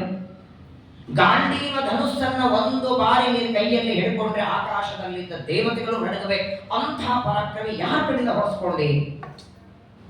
ಏನಾಯ್ತು, ದ್ವಾರಕ್ಕೆ ಹೋಗ್ಲಿಲ್ವಾ, ಕೃಷ್ಣನ ಭೇಟಿ ಆಗ್ಲಿಲ್ವಾ? ಏನ್ ಪ್ರಶ್ನೆ ಕೇಳ್ತಾನೆ ಧರ್ಮರಾಜ. ಅಳ್ತಾ ಅಳ್ತಾ ನಿಂತಿದ್ದಾನೆ ಅರ್ಜುನ. ಕಣ್ಣೊಳಗೆ ದಳ ದಳ ದಳ ನೀರು. ಒಬ್ಬ ವ್ಯಕ್ತಿ ಏನಾದರೂ ಮಾತಾಡುವಾಗ ದುಃಖ ಹೆಚ್ಚಾದ್ರೆ ಮಾತು ಬರಲ್ಲ ಬಾಯಿಂದ. ಅರ್ಜುನನ ಪರಿಸ್ಥಿತಿ ನೋಡಿದ. ಮೊದಲು ಅತ್ತು ಬಿಡು ಅಂತ, ಅತ್ತು ದುಃಖ ಎಲ್ಲ ಹೊರಗೆ ಹಾಕುವಂತಾನೆ. ಅಳತಾ ಅಳ್ತಾನೆ ಅರ್ಜುನ ಹೇಳ್ತಾನೆ, ವಂಚಿತೋಹಂ ಮಹಾರಾಜ ಹರಿಣಾ ಬಂಧು ರೂಪಿಣ. ಧರ್ಮರಾಜನಿಗಂತಾನೆ, ನಾನು ಹೋಗಿದ್ದೆ ಕೃಷ್ಣನ ದರ್ಶನಕ್ಕೆ, ಆದರೆ ಭಗವಂತನ ದರ್ಶನ ಆಗಲಿಲ್ಲ ನನಗೆ. ಆಗಲಿಲ್ಲ ಅಂದ್ರೆ ಎಲ್ಲಾದ್ರೂ ಹೋಗಿದ್ದ ಬೇರೆ ಊರಿಗೆಲ್ಲ ಪರಮಾತ್ಮ ಕೃಷ್ಣಾವತಾರ ಮುಗಿಸಿ ಪರಂಧಾಮಕ್ಕೆ ಹೊರಟು ಬಿಟ್ಟಿದ್ದಾರೆ. ತಾನು ಭೂಮಿಗೆ ಬಂದು ಮಾಡಬೇಕಾದ ಕರ್ತವ್ಯಗಳೆಲ್ಲ ಮುಗಿಸಿ ಮತ್ತೆ ಪರಂಧಾಮಕ್ಕೆ ಪ್ರಯಾಣ ಬೆಳೆಸಿದ್ದಾನೆ. ನನಗೆ ದರ್ಶನ ಆಗಲಿಲ್ಲ. ಸರಿ, ಕೃಷ್ಣ ದರ್ಶನ ಆಗಲಿಲ್ಲ, 7 ದಿನ ಎಲ್ಲಿದ್ದಿ ಮತ್ತೆ? ಯಾರನ್ನ ನೋಡೋದಕ್ಕೆ ಹೋಗಿದ್ದಿ, ಆ ವ್ಯಕ್ತಿ ಕಾಣಲಿಲ್ಲ ಅಂದಾಗ ಬರಬೇಕಾಗಿತ್ತು. ಇಷ್ಟು ದಿನ ಇದ್ದದ್ದು ಎಲ್ಲಿ, ಹೊಡೆಸ್ಕೊಂಡು ಮೇಲೆ ಬಂದಿದೆಯಲ್ಲ, ಹೊಡೆದವರು ಯಾರ ಮೇಲೆಗೆ ಅಂದಾಗ ಅರ್ಜುನ ಅಂತಾನೆ, ಕೃಷ್ಣನ ದರ್ಶನ ಆಗಲಿಲ್ಲ ಅಂತ ತಿರುಗಿ ಬರುವಾಗ ದಾರಿಯಲ್ಲಿ ದನ ಕಾಯೋ ಹುಡುಗರೆಲ್ಲ ಬಾರೋ ಅರ್ಜುನ ಯುದ್ಧಕ್ಕೆ ಅಂತ ಕರೆದ ನನಗೆ. ಅವತ್ತೇನೋ ಭಾರಿ ಪರಾಕ್ರಮ ತೋರಿಸಿದ್ದೆಲ್ಲ ರಣರಂಗದಲ್ಲಿ, ಇವತ್ತು ನನ್ನ ಜೊತೆ ಯುದ್ಧಕ್ಕೆ ಬಾ ಅಂತ ಕರೀತಾರೆ. ಸರಿ, ಇವರೇನ್ ಕರೀತಾರೆ ಅಂತ ಹೋದರೆ ದನ ಕಾಯೋ ಹುಡುಗರು ಹೊಡೆದಿದ್ದಾರೆ ಅಂತ. ಎಲ್ಲ ಹೋಯ್ತು ನಿನಗೆ ಗಾಂಡೀವ ಧನಸ್ಸು, ಆ ಪರಾಕ್ರಮ, ಆ ಧನಸ್ಸು, ಆ ತೇಜಸ್ಸು ಎಲ್ಲ ಹೋಯ್ತು. ಅವತ್ತು ರಣರಂಗದಲ್ಲಿ ಭೀಷ್ಮ ದ್ರೋಣರನ್ನೇ ನೆಲಕ್ಕೆ ಹಾಕದವ ನೀನು. ಗಾಂಡೀವ ಧನುಸ್ಸನ್ನ ಕೈಯಲ್ಲಿ ಹಿಡ್ಕೊಂಡು ನಿಂತ್ರೆ 18 ಅಕ್ಷೋಹಿಣಿಯೊಳಗೆ ಸೈನ್ಯವೆಲ್ಲ ದಿಕ್ಕಾಪಾಲು ಓಡಬೇಕು. ಅಂಥದ್ರೊಳಗೆ ದನ ಕಾಯನ್ನು ಹೊಡೆಸ್ಕೊಂಡು ಬಂದಿದ್ಯಲ್ಲ, ಎಲ್ಲ ಹೋಯ್ತು ಗಾಂಡೀವ ಧನಸ್ಸು ಅಂದಾಗ ಅರ್ಜುನ ಅಂತಾರೆ ತತ್ತೈಷವ. ಇದೆ ಗಾಂಡೀವ ಧನಸ್ಸು ಇದೆ, ಬತ್ತಳಿಕೆ ಇದೆ, ಬಾಣ ಇದೆ, ಆದ್ರೆ ಒಳಗ ಅವ ಇಲ್ಲ, ಅದಕ್ಕೆ ಹೊಡೆಸ್ಕೊಂಡೆ. ಅವತ್ತು ಯಾಕೆ ಗೆದ್ದೆ ಅಂದ್ರೆ ಒಳಗವನಿದ್ದಲ್ಲ ಸಾರಥಿಯಾಗಿ. ರಥದಲ್ಲಿ ಒಳಗೆ ಕೃಷ್ಣ ಇದ್ದದ್ದಕ್ಕೆ ಅವತ್ತು 18 ದಿನದ ಯುದ್ಧದಲ್ಲಿ ಗೆದ್ದೆ. ಇವತ್ತು ಅವನು ಪರಂಧಾಮಕ್ಕೆ ಹೋಗಿದ್ದಾನೆ, ಅವನಿಲ್ಲದೆ ಒಬ್ಬ ಗೊಲ್ಲರಿಂದ ಹೊಡೆಸ್ಕೊಂಡು ಬಂದಿದ್ದೇನೆ ಅಂತ. ಪಾಂಡವರಿಗೆ ಜಯ ಸಿಕ್ಕಿದ್ದು 18 ದಿನದ ಯುದ್ಧದಲ್ಲಿ. ಯತ್ರ ಯೋಗೇಶ್ವರ ಕೃಷ್ಣ ಯತ್ರ ಪಾರ್ಥೋ ಧನುರ್ಧರ ತತ್ರ ಶ್ರೀ ವಿಜಯೋ ಭೂತಿ ಧ್ರುವ ನೀತಿರ್ಮತಿರ್ಮಮ. ಇದು ಸಂಜೆ ಹೇಳೋ ಮಾತು. ನಿನಗೇನು ಅನಿಸ್ತದೆ ಅಂತ ಕೇಳದ ಧೃತರಾಷ್ಟ್ರ ಅಂತಾನೆ, ಎಲ್ಲ ವಿವರಣೆಯಾಗಿ 18 ಅಧ್ಯಾಯ ಹೇಳದ ಸಂಜಯ. ನಿನಗೇನು ಅನಿಸ್ತದೆ ಎಂದಾಗ ಸಂಜೆ ಹೇಳೋ ಕೊನೆ ಮಾತು, ಯೋಗೇಶ್ವರನಾದ ಕೃಷ್ಣ ಎಲ್ಲಿದ್ದಾನೆ, ಅವರ ಪಾರ್ಥ ಎಲ್ಲಿದ್ದಾನೋ ಅವರಲ್ಲಿ ಜಯ ನಿಶ್ಚಿತ, ಗ್ಯಾರಂಟಿ. ಇದನ್ನು ನೆನೆಸ್ಕೊಳ್ತಾನೆ ಪರೀಕ್ಷಿತ. ಅವತ್ತು ತುಂಬಿದ ದೊಡ್ಡದಾದ ರಣರಂಗದಲ್ಲಿ ನಮ್ಮ ಅಜ್ಜ ಅರ್ಜುನ 18 ಅಕ್ಷೋಹಿಣಿ ಸೈನ್ಯ ಎದುರಿಸಿದ. ಗೋಪಾಲಕರನ್ನು ಎದುರಿಸಲಿಕ್ಕಾಗಲಿಲ್ಲ. ಯಾಕೆ ಆ ಪರಿಸ್ಥಿತಿ ಬಂತವನಿಗೆ? ಕೃಷ್ಣ ಇಲ್ಲ ಅಂದ ಮೇಲೆ ಯಾವ ಸ್ವಾಮಿಯ ಅನುಗ್ರಹ ಇದ್ರೆ ಸೈನ್ಯ ಸಾಗರನೂ ದಾಟಬಹುದು. ಕೃತ್ವಾ ದುರತ್ಯಯಂ ಕೌರವ ಸೈನ್ಯ ಸಾಗರಂ ಕೃತ್ವಾ ತರಂ ವತ್ಸ ಪದಂ ಸ್ಮಯಪ್ಲವ. ಬೆಂಗಳೂರಲ್ಲಿ ಗೊತ್ತಾಗಲ್ಲ, ಹಳ್ಳಿ ಊರಿಗೆ ಹೋಗಿ ಮಣ್ಣು ಇರುತ್ತಲ್ಲ, ಮಣ್ಣಿನ ಭೂಮಿ ಇದ್ರೆ ಇಲ್ಲೆಲ್ಲ ಕಾಂಕ್ರೀಟು ಸಿಮೆಂಟ್ ರೋಡ್ ಇರ್ತದೆ. ಜೋರಾಗಿ ಮಳೆ ಆದರೆ ತೆಗ್ಗು ನೀರು ನಿಂತ್ಕೊಳ್ತದೆ. ಒಂದು ಆಕಳು ಕರು ಓಡಾಡಿದರೆ ಆ ಕರುವಿನ ಕಾಲಿನ ಹೆಜ್ಜೆ ಬೀಳ್ತದೆ ನೋಡಿ, ಕರುವಿನ ಕಾಲಿನ ತೆಗ್ಗು ಬೀಳ್ತದೆ. ಆ ತೆಗ್ಗಿನಲ್ಲಿ ನೀರು ತುಂಬಿಕೊಂಡಿರ್ತದೆ ಮಳೆಗಾಲದಲ್ಲಿ. ಆ ನೀರು ದಾಟೋದಕ್ಕೆ ನಾವು ಬೇಕಾ? ಕರುವಿನ ಕಾಲಿನ ಹೆಜ್ಜೆಯ ಗುರುತಿನಲ್ಲಿ ತೆಗ್ಗು ಬಿದ್ದಿದೆ, ಆ ತೆಗ್ಗಿನಲ್ಲಿ ಬಿದ್ದ ನೀರು ದಾಟೋದಕ್ಕೆ ಹೇಗೆ ನಾವು ಬೇಕಾಗಿಲ್ವೋ ಹಾಗೆ 18 ಅಕ್ಷೋಹಿಣಿ ಕೌರವ ಸೈನ್ಯವೆಂಬ ಆ ತೆಗ್ಗಲ್ಲಿರುವ ನೀರು ಅತಿ ಸರಳವಾಗಿ ದಾಟಿದ್ರು ಇವನ ಪಾದವೆಂಬ ನೌಕೆ ಆಶ್ರಯಿಸಿ. ಕೃತ್ವಾ ತರನ್ ವತ್ಸ ಪದಂ. ವತ್ಸ ಪದಂ ಅಂದ್ರೆ ಕರುವಿನ ಕಾಲಿನ ಗುರುತು. ಅದನ್ನ ಯತ್ಪ್ಲವ. ನೋಡಿ, ನದಿ ದಾಟೋದಕ್ಕೆ ಒಂದ ಬ್ರಿಡ್ಜ್ ಇರಬೇಕು, ಇಲ್ಲ ಅಂದ್ರೆ ದೋಣಿ ಇರಬೇಕು.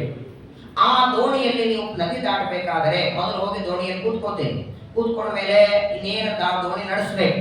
ಅವನು ನಡೆಸುವಾಗ ಹೇಳ್ತಾನೆ, ನೋಡಿ ಇವತ್ತೇ ಫಸ್ಟ್ ಟೈಮ್ ನಡೆಸ್ತಿದ್ದೇನೆ, ಇದಕ್ಕಿಂತ ಮೊದಲು ನಾನು ದೋಣಿ ನಡೆಸಿಲ್ಲ, ನಡೆಸಿ ಅನುಭವ ಇಲ್ಲ.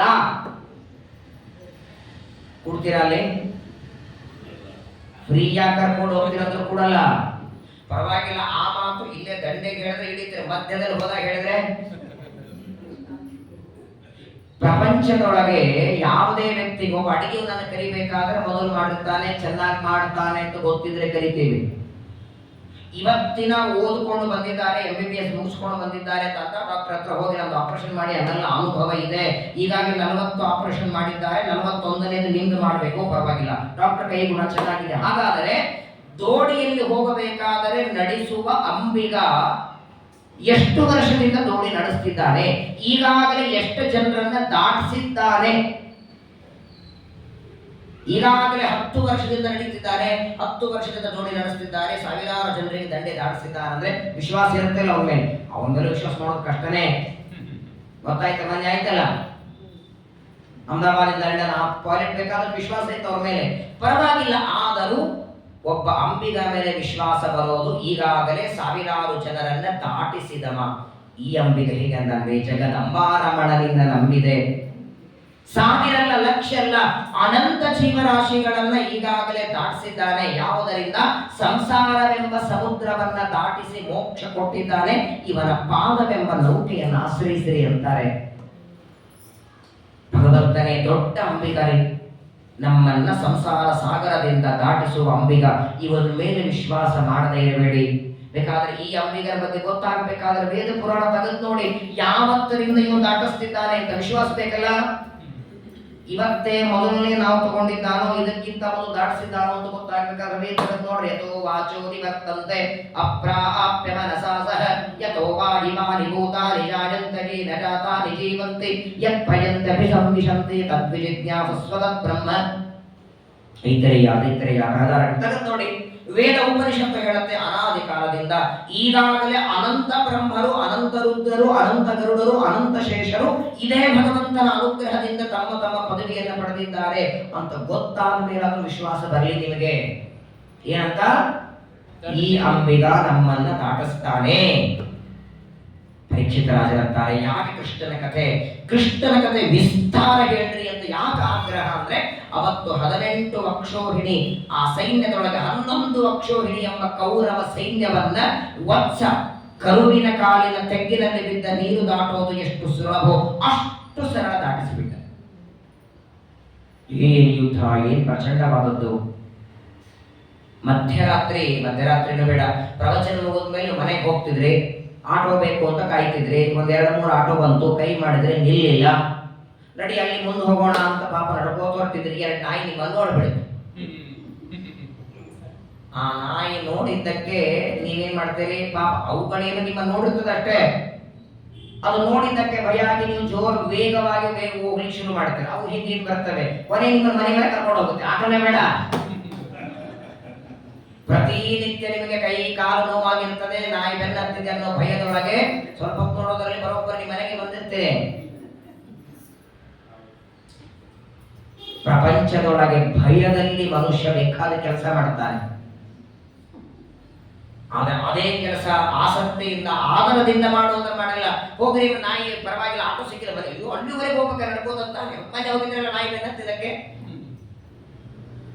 ಒಂದು ನಾಯಿ ಬೆನ್ನತ್ತಿದ್ರೆ ಈ ಪರಿಸ್ಥಿತಿ. ಅಕಸ್ಮಾತ್ ಆಗಿ ಒಂದು ಆನೆ, ಅದು ಮದ್ಯಪಾನ ಮಾಡಿದ ಆನೆ, ಒಂದಲ್ಲ ಎರಡಲ್ಲ 50 ಆನೆಗಳನ್ನ ಭೀಮಸೇನ ದೇವರ ಮೇಲೆ ಬಿಡ್ತಾನೆ ದುರ್ಯೋಧನ.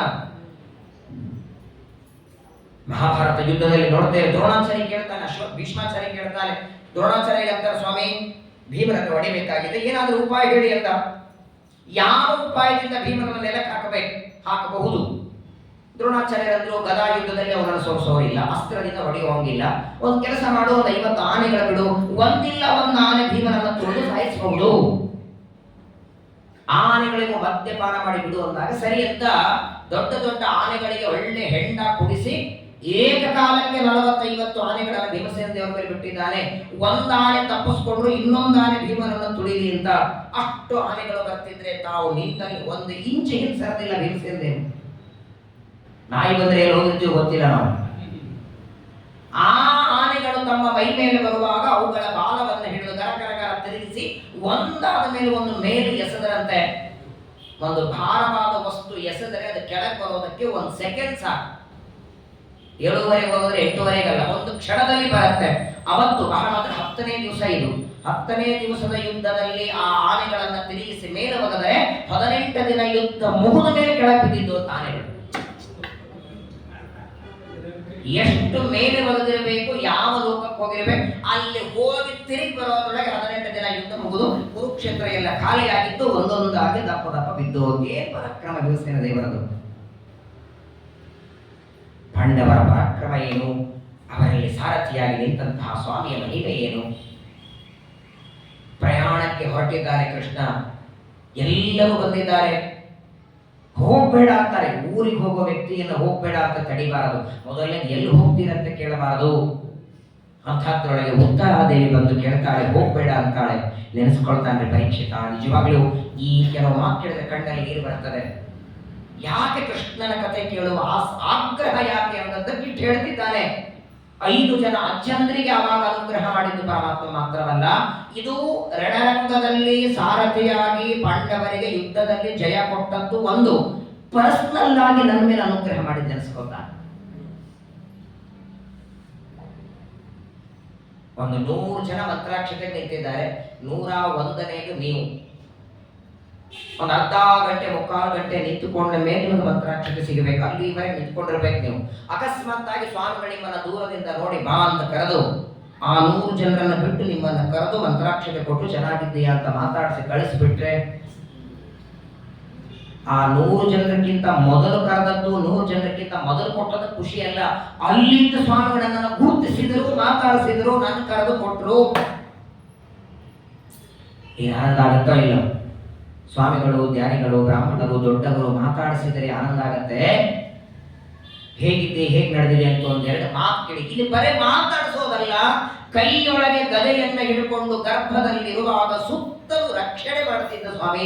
ಅವತ್ತು ಕೃಷ್ಣ ಪರಮಾತ್ಮ ನಾನು ತಾಯಿಯ ಗರ್ಭದಲ್ಲಿದ್ದು ರಕ್ಷಣೆ ಮಾಡಿರಲಿಲ್ಲ ಅಂದ್ರೆ ದ್ರೋಣಾಚಾರ್ಯ ಅಶ್ವತ್ಥಾಮಾಚಾರ್ಯರ ಬ್ರಹ್ಮಾಸ್ತ್ರದಿಂದ ಅವತ್ತೇ ಪ್ರಾಣ ಹೋಗಿ ಇವತ್ತು ಮಾಸಿಕ ಶ್ರಾದ್ದ ಮುಗಿದು ವೈಕುಂಠ ಸಮಾರಾಧನೆಯಾಗಿ ಇವತ್ತು ನಿಮ್ಮ ಮುಂದೆ ಕೂತಿದ್ದೇನೆ. ನಾವು ದಯಾಪ ಒಂದು ಆಪತ್ತಿನಿಂದ ಮೇಲೆ ಬಂದ್ರೆ ಆ ಆಪತ್ತಿನಿಂದ ದೂರ ಮಾಡಿ ದೇವರ ಸ್ಮರಣೆ ಮಾಡಿ ವಾಸ್ತವಿಕವಾಗಿ ಈ ತರಹದ ಅನುಭವ ನಮ್ಮ ಜೀವನದಲ್ಲಿ ಬೇಕಾದಕ್ಕಾಗಿರ್ತದೆ. ಭಾರಿ ದೊಡ್ಡ ದೊಡ್ಡ ಗಂಡಾಂತರ, ಯಾವುದೋ ಮಹಾ ದೊಡ್ಡ ರೋಗ, ಮಹಾ ಪ್ರಚಂಡ ಏನೋ ಇರ್ತದೆ, ದೇವರ ಗುರುಗಳ ಅನುಗ್ರಹದಿಂದ ದೂರ ಆಗಿರುತ್ತೆ. ಅದರ ಸ್ಮರಣೆಯಾದರೂ ಬರಲಿ. ದೇವರ ಅನುಗ್ರಹದಿಂದ ಇಂಥ ಆಪತ್ತಿನಿಂದ ದೂರ ಆದೆ, ದೇವರ ಅನುಗ್ರಹದಿಂದ ಇಂಥ ದೊಡ್ಡದ್ದು ಗಂಡಾಂತರ ದೂರ ಮಾಡಿದ ನೆನೆಸ್ಕೊಳ್ಬೇಕಂತೆ. ದ್ರೌಣ್ಯಸ್ತ್ರ ವಿಪೃಷ್ಟಮಿದಂ ಮದಂಗಂ ಸಂತಾನ ಬೀಜಂ ಕುರು ಪಾಂಡವಾನಾಂ ಜುಗೋಪ ಕುಕ್ಷಿಂ ಗತ ಆಪ್ತ ಚಕ್ರೋ ಮಾತುಶ್ಚಮೇಯಃ ಶರಣಂ ಗತಾಯಾಃ. ಪಾಂಡವರ ಸಂತಾನವೇ ಇಲ್ಲೋ ಪ್ರಸಂಗ ಇತ್ತು. ದ್ರೌಪದಿಯಲ್ಲಿ 5 ಜನ ಪಾಂಡವರಿಂದ ಹುಟ್ಟಿದಂತಹ ಮಕ್ಕಳನ್ನ ಅಶ್ವತ್ಥಾಮರು ಮಲಗಿದಾಗ ಕೊಂದು ಹಾಕಿದ್ದಾರೆ. ಈಗ ಏನು ಪಾಂಡವರ ವಂಶ ಮುಂದೆ ಬರೋದಕ್ಕಿದ್ದಂತೆ ಇದು ಒಂದೇ ಮಗು ಉತ್ತರಾದೇವಿ ಗರ್ಭದಲ್ಲಿ. ಆ ಗರ್ಭದ ಮೇಲೆ ಬ್ರಹ್ಮಾಸ್ತ್ರ ಬಿಟ್ಟಿದ್ದಾರೆ. ಪ್ರಪಂಚದೊಳಗೆ ತಂದೆಗೆ ಕೇಳಿ, ನಿನ್ನ ಹೆಂಡತಿಯನ್ನು ಬದುಕಿಸ್ಬೇಕೋ ಗರ್ಭದಲ್ಲಿದ್ದ ಮಗುವನ್ನು ಬದುಕಿಸ್ಬೇಕೋ? ಯಾರಾದ್ರೂ ಒಂದು ಬದುಕಿಸ್ತೇನೆ ಅಂದಾಗ ಮಗು ಬೇಕನ್ನಲ್ಲ, ಅವನು ಹೆಂಡತಿಯನ್ನು ಬದುಕಿಸಿ ಅಂತಾನೆ. ಅದೇ ಆ ತಾಯಿ ಕೇಳಿ, ನಿನ್ನನ್ನು ಬದುಕಿಸ್ಬೇಕೋ ಒಳಗಿದ್ದ ಮಗುವನ್ನು ಬದುಕಿಸ್ಬೇಕು? ನಾನು ಸತ್ತು ಚಿಂತೆ ಇಲ್ಲ. ಏನ್ ವ್ಯತ್ಯಾಸ ಇದೆ ತಂದೆ ತಾಯಿಗಳಲ್ಲೇ. ತುಂಬಿದ ಗರ್ಭ ಹೊತ್ತುಕೊಂಡು ಬಂದಿದ್ದಾಳೆ. ಹಸ್ತಿನಾವತಿಯಿಂದ ದ್ವಾರಕ್ಕೆ ಹೊರಡೋದಕ್ಕೆ ರಥದಲ್ಲಿ ನಿಂತಿದ್ದಾನೆ. ಯುದ್ಧ ಮುಗಿಸಿಕೊಂಡು ಹೊರಟಿದ್ದಾಳೆ. ಹೋಗಬೇಡ ಅಂತ ಉತ್ತರಾದೇವಿ. ಈಗ ನಿನ್ನ ಅವಶ್ಯಕತೆ ಇಲ್ಲಿದೆ ಅಲ್ಲಿಗಿಂತ. ಅಶ್ವತ್ಥಾಮರು ಬ್ರಹ್ಮಾಸ್ತ್ರ ಬಿಟ್ಟಿದ್ದಾರೆ. ಗರ್ಭದಲ್ಲಿದ್ದ ಮಗುವಿನ ರಕ್ಷಣೆ ಮಾಡಬೇಕು. ನಾನ್ಯಾಕೆ ಮಾಡ್ಲಿ ಅಂತ ಕೃಷ್ಣ, ನೀನು ಬಿಟ್ಟು ಇನ್ಯಾರಿದ್ದಾರೆ ಅಂತಾಳೆ. ಅಲ್ಲಮ್ಮ, ಗರ್ಭದಲ್ಲಿ ಬ್ರಹ್ಮಾಸ್ತ್ರ ಪ್ರಯೋಗ ಮಾಡಿದ್ದಾರೆ. ಆ ಬ್ರಹ್ಮಾಸ್ತ್ರ ಅಂತೂ ಯಾರೇ ಪ್ರಯೋಗ ಮಾಡಲಿ, ಅದು ಯಾರ ಮೇಲೆ ಪ್ರಯೋಗ ಮಾಡುತ್ತಾರೆ ಅವರನ್ನಾದ್ರೂ ಕೊಲ್ಲಬೇಕು, ಇಲ್ಲ ಅಂದ್ರೆ ಪ್ರಯೋಗ ಮಾಡಿದವರನ್ನಾದ್ರೂ ಹೊಡಿಬೇಕು. ಈಗ ಅಶ್ವತ್ಥಾಮನು ಬಿಟ್ಟ ಬ್ರಹ್ಮಾಸ್ತ್ರ ನಿನ್ನ ಗರ್ಭದಲ್ಲಿದ್ದ ಮಗುವನ್ನ ಕೊಲ್ಲಿಲ್ಲ ಅಂದ್ರೆ ರಿವರ್ಸ್ ಅಲ್ಲಿ ಹೋಗ್ಬೇಕದು. ಅಶ್ವತ್ಥಾಮನಿಗೆ ಕೊಲ್ಲಬೇಕು, ಅವರು ಸಾಯುವಾಗಿಲ್ಲ. ಅಶ್ವತ್ಥಾಮೋ ಬಲಿರ್ವ್ಯಾಸೋ ಹನುಮಾಂಶ ವಿಭೀಷಣ ಕೃಪ ಪರಶುರಾಮಶ್ಚ ಸಪ್ತೈತೆ ಚಿರಜೀವಿನ. ಚಿರಂಜೀವಿ ಆದದ್ದರಿಂದ ಅಶ್ವತ್ಥಾಮ ಸಾಯೋ ಹಾಗಿಲ್ಲ. ಗರ್ಭದಲ್ಲಿದ್ದ ಮಗುವನ್ನು ಸಾಯೋದು ಬೇಡ ಅಂತ ನೀ ಬೇಡ್ಕೋತಿದ್ದಿ. ಬ್ರಹ್ಮಾಸ್ತ್ರಕ್ಕೆ ಏನ್ ಮಾಡ್ಲಿ ಹೇಳಲ್ಲ ದೇವರು. ವೇಸ್ಟ್ ಆಗ್ಬೇಕಾದಲ್ಲ. ಅದೇನೇ ಇರಲಿ, ಯಾರೇ ಬಿಡ್ಲಿ, ಯಾರ ಮೇಲೆ ಬಿಡ್ಲಿ, ಒಂದು ಬಾರಿ ಪ್ರಯೋಗ ಮಾಡಿದ ಮೇಲೆ ಬ್ರಹ್ಮಾಸ್ತ್ರ ವೇಸ್ಟ್ ಆಗುವ ಹಾಗಿಲ್ಲ. ಅದಕ್ಕೊಂದು ಬಲಿ ಆಗಬೇಕು. ಇಲ್ಲ ಅಂದ್ರೆ ಬ್ರಹ್ಮಾಸ್ತ್ರ ಅದಕ್ಕೆ ಯಾರೂ ಸಿಗಲಿಲ್ಲ ಅಂದ್ರೆ ಕೊನೆಗೆ ವಿಸ್ಫೋಟವಾಗಿ ಬ್ರಹ್ಮಾಂಡಕ್ಕೆ ಸುಟ್ಟು ಹೋಗುತ್ತೆ. ಅಶ್ವತ್ಥಾಮ ಸಾಯೋ ಹಾಗಿಲ್ಲ. ಗರ್ಭದಲ್ಲಿದ್ದ ಮಗುವನ್ನ ನೀನ್ ಕೊಲ್ಲೋದು ಬೇಡ ಅಂತೆ. ಈ ಏನ್ ಮಾಡೋದು ಅಂತ ಕೃಷ್ಣ ಕೇಳಿದ್ರೆ ಉತ್ತರಾದೇವಿ ಅಂತಾಳೆ, ನಾನು ಸಾಯೋದಕ್ಕೆ ರೆಡಿ ಇದ್ದೇನೆ. ಒಟ್ಟಿಗೆ ಒಂದು ಬಲಿಬೇಕಲ್ಲ, ನಾನು ಸಾಯ್ತೇನೆ. ಕಾಮಂ ದಹತು ಮಾಂನಾಥ ಮಾಮೇ ಗರ್ಭೋ ನಿಪಾತ್ಯತ. ಅಶ್ವತ್ಥಾಮರು ಬಿಟ್ಟ ಬ್ರಹ್ಮಾಸ್ತ್ರಕ್ಕೆ ಒಂದು ಬಲಿ ಬೇಕಲ್ಲ, ಆ ಬಲಿ ನಾನು ಆಗೋದಕ್ಕೆ ರೆಡಿ ಇದ್ದೇನೆ. ಅಲ್ಲ, ನೀ ಸತ್ರ ಗರ್ಭದಲ್ಲಿದ್ದ ಮಗು ಅದಕ್ಕೆ ನೀ ಇದೆಯಲ್ಲ. ನನ್ನ ಮಗು ಒಂದೇನು, ಪ್ರಪಂಚದಲ್ಲಿದ್ದ ಎಲ್ಲಾ ಮಕ್ಕಳ ರಕ್ಷಣೆ ನೀನ್ ಮಾಡಲ್ವಾ? ಎಲ್ಲೋ ಇದ್ದ ಇರುವೆಗೆ ಸೊಳ್ಳೆಗೆ ಅಲ್ಲ ಆಹಾರ ಕೊಡೋದು ಯಾರು? ಕಪ್ಪೆಗೆ, ಮೊಸಳೆಗೆ, ಮೀನು ತಿಮಿಂಗಿಲಗಳಿಗೆ ಆಹಾರವನ್ನು ಕೊಟ್ಟವರಿಗೆ ರಕ್ಷಣೆ ಮಾಡಿದವರು ಯಾರು? 100 ಜನ ಫುಟ್ಪಾತ್ ಮಲಗಿರ್ತಾರೆ. ಸರಿಯಾಗಿ ಬಿಸಿಯನ್ನ ತಿನ್ನೋರು ಹಾಸ್ಪಿಟಲ್ ಸೇರಿರ್ತಾರೆ. ಯಾರೋ ಕೊಟ್ಟದ್ದು ಎಲ್ಲೋ ಇದ್ದದ್ದು ತಿಂದು ಎಷ್ಟು ಜನ ಆರೋಗ್ಯವಾಗಿಲ್ವಾ? ಯಾರೋ ರಕ್ಷಣೆ ಮಾಡೋರು? ಅಲ್ಲಮ್ಮ, ನಿನ್ ಗರ್ಭದಲ್ಲಿದ್ದ ನಾನೇನ್ ರಕ್ಷಣೆ ಮಾಡಲಿ ಅಂದ್ರೆ ಕಿತ್ತು ಹೊರಗಿಡೋದು ಇಡ್ತೇನೆ ಅಂದವಳು. ನೀನು ರಕ್ಷಣೆ ಮಾಡಬೇಕು ಅಂತ ಇಚ್ಛೆ ಪಟ್ಟರೆ ಎಲ್ಲಾದರೂ ಮಾಡ್ತೀಯ ಅಂತಾಳೆ. ಗರ್ಭನೇ ಬೇಕು ಅಂತಿಲ್ಲ. ನಿನ್ನ ಸಂಕಲ್ಪ, ನಿನ್ನ ಸ್ವತಂತ್ರವಾದ ಇಚ್ಛೆ ಇದ್ರೆ ಮಣ್ಣಿನಲ್ಲೂ ಮಕ್ಕಳನ್ನು ಹುಟ್ಟಿಸ್ತಿ, ದೊನ್ನೆಯಲ್ಲೂ ಮಕ್ಕಳನ್ನು ಹುಟ್ಟಿಸ್ತಿ. ಮಹಾಭಾರತದ ಆದಿ ಪರ್ವದಲ್ಲಿ ಎಲ್ಲರೂ ಹೇಗೆ ಹುಟ್ಟಿದ್ರು ಅಂತ ನೋಡಬೇಕು. ದ್ರೋಣಾಚಾರ್ಯರ ಕಥೆ, ಭರದ್ವಾಜ ಋಷಿಗಳ ಕಥೆ, ಇವರು ಯಾರೂ ಗರ್ಭದಿಂದ ಬಂದವರಲ್ಲವೇ ಅಲ್ಲ. ಕರ್ತುಂ ಅಕರ್ತುಂ ಅನ್ಯಥಾ ಕರ್ತುಂ ಸಮರ್ಥರೇನು. ಎಲ್ಲಾದರೂ ಮಗುವನ್ನು ಬೆಳೆಸಬಹುದು. ತಾಯಿಯ ಗರ್ಭನೇ ಬೇಕು ಅಂತ ಮಕ್ಕಳಿಗೆ ಇದ್ದಿದ್ರೆ ಅವತ್ತು ಯುವನಾಶ್ವರ ಗರ್ಭದಿಂದ ಮಾತಾತ ಹುಟ್ಟಿದ ಹೇಗೆ? ನಿನ್ನ ಅನುಗ್ರಹ ಇಲ್ವಾ? ಹಾಗಾದರೆ ಯಾವ ಉತ್ತರಾದೇವಿಯ ಗರ್ಭದಲ್ಲಿರುವ ಮಗುವನ್ನ ಅಶ್ವತ್ಥಾಮನ ಬ್ರಹ್ಮಾಸ್ತ್ರದಿಂದ ಅವತ್ತೇ ಸತ್ತೋಗಬೇಕು, ಪರವಾಗಿಲ್ಲ ನಾನು ರಕ್ಷಣೆ ಮಾಡ್ತೇನೆ ಅಂತ ನನ್ನ ತಾಯಿಗೆ ಮಾತು ಕೊಟ್ಟು ಗರ್ಭದಲ್ಲಿ ಒಂದು ರೂಪದಿಂದ ಪ್ರವೇಶ ಮಾಡಿ ಗರ್ಭದ ಸುತ್ತಲೂ ಕೈಯೊಳಗೆ ಗದೆಯನ್ನು ಹಿಡ್ಕೊಂಡು 9 ತಿಂಗಳು ರಕ್ಷಣೆ ಮಾಡಿ ನನ್ನನ್ನು ಚೆನ್ನಾಗಿ ಅನುಗ್ರಹ ಮಾಡಿ ಭೂಮಿಗೆ ಕಳಿಸಿದ ಅನ್ನೋದಕ್ಕೆ ಇವತ್ತು ನಿಮ್ಮೂದ ಭಾಗವತ ಕೂತಿದ್ದೇನೆ. ಅಷ್ಟೆಲ್ಲ ಅನುಗ್ರಹ ಮಾಡಿದ ಕೃಷ್ಣನ ಕಥೆ ನನಗೆ ವಿಸ್ತಾರ ಬೇಡವ ಸ್ವಾಮಿ? ಪರೀಕ್ಷಿತ ರಾಜರು ತನಗೆ ಭಗವಂತ ಮಾಡಿದ ಅನುಗ್ರಹ, ತನ್ನ 5 ಜನ ಅಜ್ಜಂದ್ರಿಗೆ ದೇವರು ಮಾಡಿದ ಅನುಗ್ರಹ, ವಿಶೇಷವಾಗಿ ತನ್ನ ಅಜ್ಜನಾದಂತಹ ಅರ್ಜುನನಿಗೆ ಮಾಡಿದ ಅನುಗ್ರಹವನ್ನು ಸ್ಮರಣೆ ಮಾಡುತ್ತಾನೆ. ನೋಡಿ, ಪಾಂಡವರೇನೋ ಕೃಷ್ಣನಿಗೆ ಸೋದರತ್ತೆ ಮಕ್ಕಳಾಗಬೇಕು, ಅವ್ರ ಮೇಲೆ ಪ್ರೀತಿ ಮಾಡಿದ ಸರಿ. ದ್ರೌಪದಿಯ ಮೇಲೆ ದ್ರೌಪದಿಗೂ ಕೃಷ್ಣನಿಗೂ ರಕ್ತ ಸಂಬಂಧ ಅಂತೇನಿಲ್ಲ. ಪಾಂಡವರ ಹೆಂಡತಿ ಅಂತ ಮಾಡಬೇಕು, ತಂಗಿ ಅಂತ ಮಾಡಬೇಕು, ಎಷ್ಟು ಪ್ರೀತಿ ಆದಂತ ಆಪತ್ತುಗಳು. ವಿಷಾಮಹಾಗ್ರೇ ಪುರುಷಾದ ದಂಶನ ಅಸತ್ಸಭಾಯಾವನವಾಸ ಕೃಚ್ಛ್ರತಃ. ಎಂತೆಂಥ ಆಪತ್ತುಗಳು ದ್ರೌಪದಿಗೆ ಬಂತು. ಎಲ್ಲೋ ನಡೆದದ್ದು ವಸ್ತ್ರಾಪಹಾರ. ಹಸ್ತಿನಾವತಿಯಲ್ಲಿ ಸೀರೆ ಬಗ್ಗೆ ದ್ವಾರಕೆ, ಅಲ್ಲಿಂದ ಸೀರೆ ಬಿಸುತ್ತಾರೆ. ಆ ಸೀರೆ ಇಲ್ಲಿ ಬಂದು ಮತ್ತೆ ಈಗ ಒಂದು ಪದಾರ್ಥ ನೀವು ಏನೇ ಎಸಿಬೇಕಾದ್ರೆ ಮಧ್ಯದಲ್ಲಿ ಗೋಡೆ ಗಿಡ ಬಂದ್ರೆ ಅಲ್ಲಿ ಬಿಡುತ್ತಲ್ಲ. ಹಾಗಾದ್ರೆ ಹಸ್ತಿನಾವತಿಗೆ ಬರಬೇಕಾದ್ರೆ ದ್ವಾರಕೆಯಿಂದ ಮಧ್ಯದಲ್ಲಿ ಗಿಡ ತಾಕ್ಲಿಲ್ವಾ ಸೀರೆಗೆ?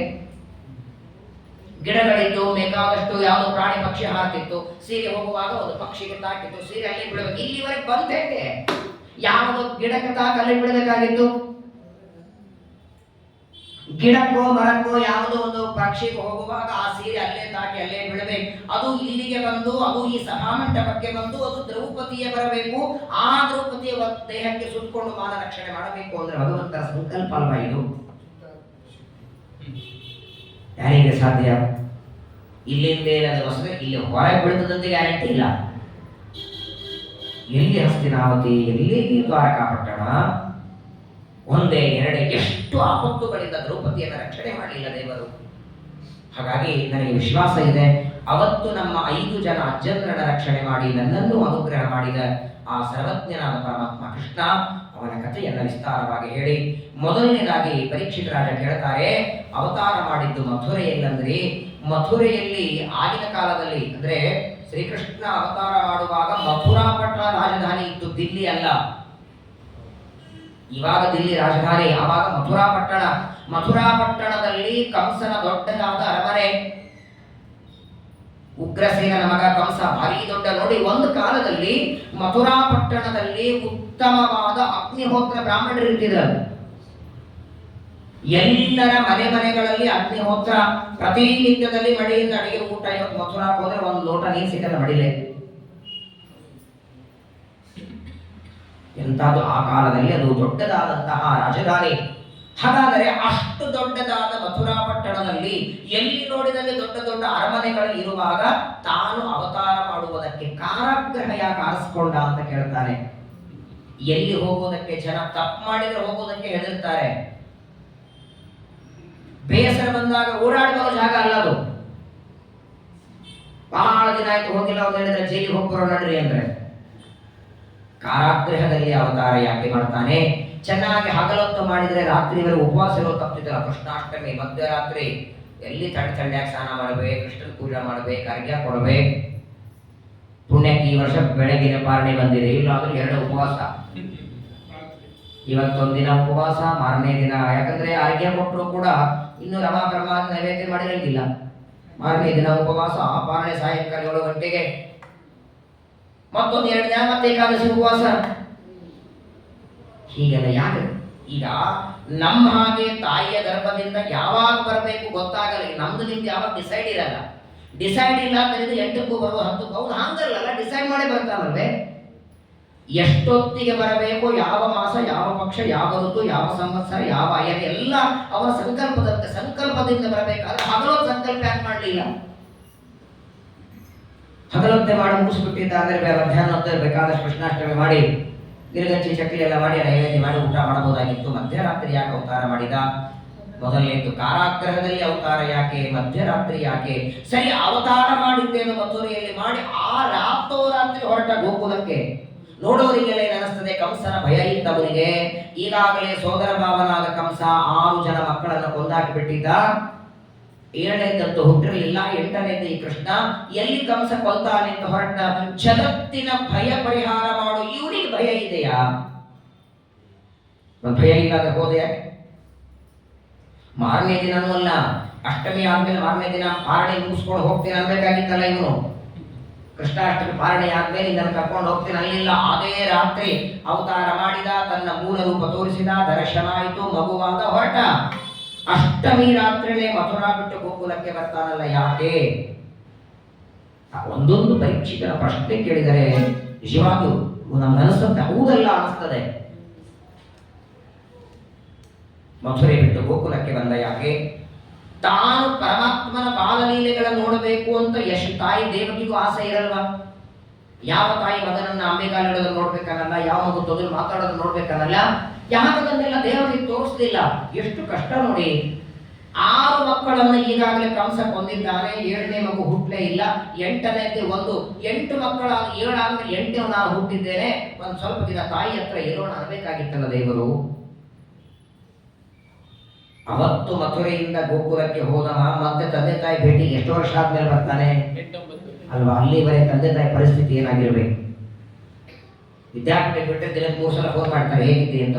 ವರ್ಷಕ್ಕೊಂದ್ಸಲ ಸೂಟಿ ಕಳಿಸ್ಬೇಕಿಲ್ಲ, ಇವರು 3 ಸಲ ಬಂದು ನೋಡಿರ್ತಾರೆ. 8 ವರ್ಷ ಯಾವ ತಾಯಿ ಮಗ ದೂರ ಇರ್ತಾರೆ ಹೇಳಿ? ಪರವಾಗಿಲ್ಲ, ದೇವರಿಗೆ ನಮ್ಮ ತಂದೆ ತಾಯಿ ಇಲ್ಲ, ಆದ್ರೆ ತಂದೆ ತಾಯಿಗಳ ಮಗ ಅಂತಿದ್ದಾನಲ್ಲ. ಯಾಕೆ ಹೋಗ್ಲಿಲ್ಲ ದ್ವಾರಕೆಗೆ? ಯಾಕೆ ದರ್ಶನ ಕೊಡ್ಲಿಲ್ಲ? ಮಥುರಾ ಪಟ್ಟಣದಿಂದ ಆಮೇಲೆ ದ್ವಾರಕೆಗೆ ಮಥುರಾ ಪಟ್ಟಣಕ್ಕೆ ಮತ್ತೆ ಯಾವಾಗ ಬಂದ? ಸೋದರ ಮಾವನನ್ನ ತಂದೆಯ ಸಮಾನ ಅಂತ ಕರೀತಾರೆ ಯಾವಾಗಲೂ. 5 ಜನರನ್ನ ತಂದೆ ಸ್ಥಾನ ಕೊಟ್ಟದ್ದು. ಜನ್ಮ ಕೊಟ್ಟವರನ್ನು ತಂದೆ ಅಂತಾರೆ, ಸೋದರ ಮಾವನನ್ನು ತಂದೆ ಅಂತಾರೆ, ಹೆಣ್ಣು ಕೊಟ್ಟ ಮಾವನನ್ನು ತಂದೆ ಅಂತಾರೆ, ವಿದ್ಯಾ ಕೊಟ್ಟ ಗುರುಗಳನ್ನು ತಂದೆ ಅಂತ ಕರೀತಾರೆ, ಜ್ಯೇಷ್ಠ ಭ್ರಾತ ಅವರನ್ನು ತಂದೆಗೆ ಸಮಾನ. ಹಾಗಾದ್ರೆ ಕಂಸನನ್ನ ಕೃಷ್ಣ ಕೊಂದರೆ ಪಿತೃಹತ್ಯ ದೋಷ ಬರಲಿಲ್ವ ದೇವರಿಗೆ? ಸೋದರ ಮಾವ ಕೊಲ್ಲುವುದಕ್ಕೆ ಅರ್ಹನಲ್ಲ ಅಂತಾರಲ್ಲ, ಮತ್ತು ಕೊಂದ ಯಾಕೆ ಅಂತ ಪ್ರಶ್ನೆಯನ್ನ ಕೇಳ್ತಾನೆ. ಪರಮಾತ್ಮನಿಗೆ ನಮ್ಮಂತೆ ಪ್ರಾಕೃತ ದೇಹ ಇಲ್ಲ, ಆದರೂ ಅಂಬೆಗಾಲಿಡ್ತಾನೆ. ಒಂದೊಂದು ಬಾರಿ ಯಶೋಧ ಹಾಲು ಕೊಡೋದಕ್ಕೆ ತಡ ಮಾಡಿದ್ರೆ ಕೋಪ ಮಾಡ್ಕೋತಿದ್ದ, ಅಳುತ್ತಿದ್ದ, ಅಲ್ಲೇ ಇದ್ದಂತಹ ಮಣ್ಣಿನ ಮಡಿಗೆ ಒಡೆದು ಹಾಕ್ತಿದ್ದ. ಇದೆಲ್ಲ ಯಾಕೆ ಮಾಡ್ತಾನೆ ಅಂತ ಕೇಳ್ತಾನೆ. ಕೋಪ ಉಂಟ ಅವನಿಗೆ? ಕೋಪ ಇದೆ ಅಂದ್ರೆ ಕೋಪಕ್ಕೆ ತಮೋ ಗುಣ ಇದೆ ಅನ್ನಬೇಕಲ್ಲ. ಇದೆಲ್ಲವನ್ನ ಪರಮಾತ್ಮ ಯಾಕೆ ತೋರಿಸಿದ? ಅದನ್ನೆಲ್ಲ ನಿಮ್ಮ ಬಾಯಿಯಿಂದ ಕೇಳಬೇಕು ಅಂತ ಅಪೇಕ್ಷೆ ಇದೆ ಸ್ವಾಮಿ.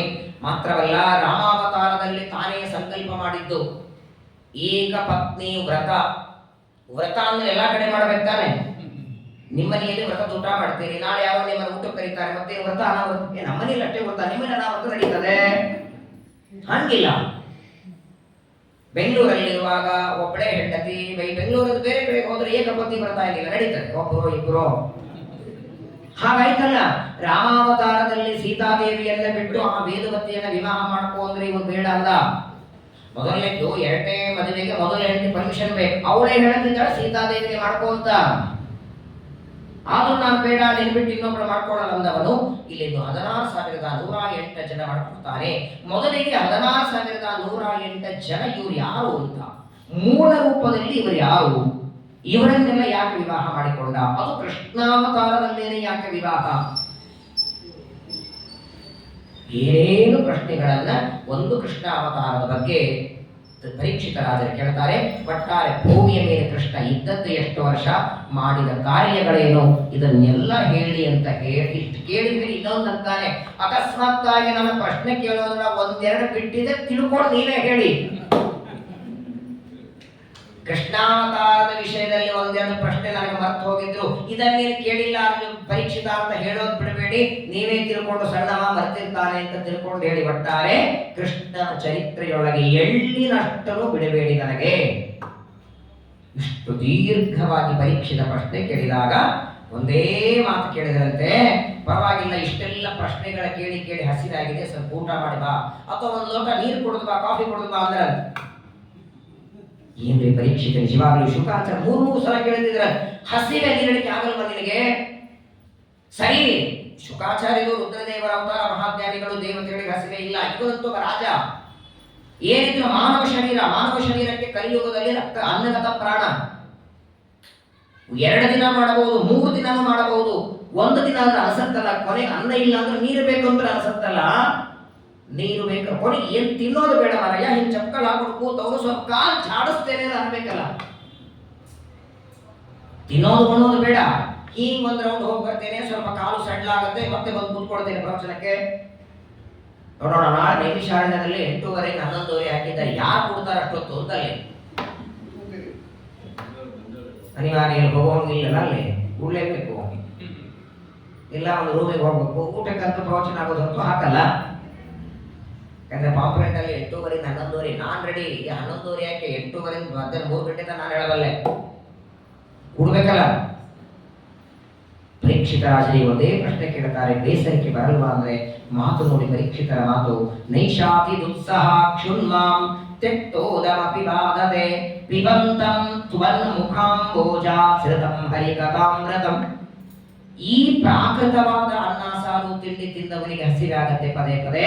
ಭಗವಂತನ ಕಥೆ ಎಂಬ ಅಮೃತವನ್ನ ಪಾನ ಮಾಡುತ್ತಿದ್ದೇನೆ, ಹಸಿರೆ ನೀರಿಡಿಕೆ ಒಣಗಿ ಹೋಗಿದೆ ನನಗೆ ಅಂತ. ಹರಿಕಥಾಮೃತ ಪಾನ ಮಾಡೋರಿಗೆ ಹಸಿವೆ ಎಲ್ಲಿರುತ್ತೆ, ನೀರಿಡಿಕೆ ಎಲ್ಲಿರುತ್ತೆ. ನನ್ನ ದುರ್ದೈವಕ್ಕೆ 7 ದಿನ ಮೊದಲು ಗೊತ್ತಾಗಿದೆ. ಅಕಸ್ಮಾತ್ 1-2 ತಿಂಗಳ ಮೊದಲು ತಕ್ಷಕನಿಂದ ಮರಣ ಅಂದು ಗೊತ್ತಿದ್ರೆ ಅವತ್ತೇ ಬರ್ತಿದ್ದೇನಾ? ನನಗೆ ಹಸಿವೆ ನೀರಿಡಿಕೆಗಳಿಲ್ಲ, ಇನ್ನೂ ಭಗವಂತನ ಕಥೆ ಕೇಳಬೇಕು, ಪರಮಾನಂದದಲ್ಲಿ ಮುಳುಗಿದ್ದೇನೆ ನಾನಂತ ಅವಶ್ಯವಾಗಿ ನನಗೆ ಉಪದೇಶವನ್ನ ಮಾಡಿ ಅಂದಾಗ, ಏವಂ ನಿಶಮ್ಯ ಭೃಗುನಂದನ ಸಾಧುವಾದಂ ವೈಯಾಸಕಿಸ್ಸ ಭಗವಾನಥ ವಿಷ್ಣುರಾತಂ ಪ್ರತ್ಯರ್ಚ ಕೃಷ್ಣ ಚರಿತಂ ಕಲಿ ಕಲ್ಮಶಗ್ನಂ ವ್ಯಾಹರ್ತು ಮಾರವತ ಭಾಗವತ ಪ್ರಧಾನಃ. ಇಷ್ಟು ದೀರ್ಘವಾಗಿ ಕೃಷ್ಣಾವತಾರದ ಬಗ್ಗೆ ಪರೀಕ್ಷಿತರ ಪ್ರಶ್ನೆಗಳನ್ನು ಕೇಳಿದ ಮೇಲೆ ಹೇಳಬೇಕು ಅಂತ ಉತ್ಸಾಹ ಬಂತು ಶುಕಾಚಾರ್ಯರಿಗೆ. ಮೊದಲನೇದಾಗಿ ಪ್ರಶ್ನೆ ಕೇಳಿದರೆ ಉತ್ತರ ಹೇಳಬೇಕು ಅಂತಲ್ಲ, ಕೆಲವು ಕಡೆಗೆ ಕೇಳದೇನೆ ಹೇಳಬಹುದು, ಕೆಲವು ಕಡೆಗೆ ಕೇಳಿದ ಮೇಲೆ ಹೇಳಿ ಅಂತಾರೆ. ಮಹಾಭಾರತ ಹೇಳುತ್ತೆ, ನಾ ಪೃಷ್ಟ ಕಶ್ಚಿತ್ ಬ್ರೂಯ. ಒಬ್ಬ ವ್ಯಕ್ತಿ ಏನೋ ಮಾಡ್ತಿರ್ತಾನೆ, ಅವನಾಗ ಅವನು ಕೇಳೋದು ಹೊರತು ಹೇಳತಕ್ಕದ್ದಲ್ಲ. ಅದರಲ್ಲಿ ಜ್ಯೋತಿಷ್ಯದ ವಿಚಾರದಲ್ಲಿ ಪ್ರಶ್ನೆ ಮಾಡೋದು ಹೊರತು ನಮ್ಮಷ್ಟಕ್ಕೆ ನಾವು ತಲೆ ಓಡಿಸಿ ಹೇಳಬಾರದಂತ. ಕೇಳೋನಿಗೆ ಆಸಕ್ತಿ ಅದನ್ನ ಇಲ್ಲೋ ಗೊತ್ತಿಲ್ಲ, ನಾ ಹೇಳ್ತೇನೆ ಅನ್ನಬಾರದು. ಹಾಗಾದ್ರೆ ಪರೀಕ್ಷಿತನಿಗೆ ಎಷ್ಟು ಆಸಕ್ತಿ ಇದೆ ಅಂತ ಮೊದಲು ಅವನ ಪ್ರಶ್ನೆಗಳನ್ನ ಕೇಳಿ, ಎಷ್ಟು ಕೃಷ್ಣನ ಕಥೆ ಕೇಳೋದರಲ್ಲಿ ಆಸಕ್ತಿ ಇದೆ ಅನ್ನೋದನ್ನ ಮೊದಲು ತೋರಿಸಿ ಆ ಪರೀಕ್ಷಿತರ ಪ್ರಶ್ನೆಗೆ ಉತ್ತರವನ್ನ ಕೊಡೋದಕ್ಕೆ ಹೊರಡುತ್ತಾರೆ.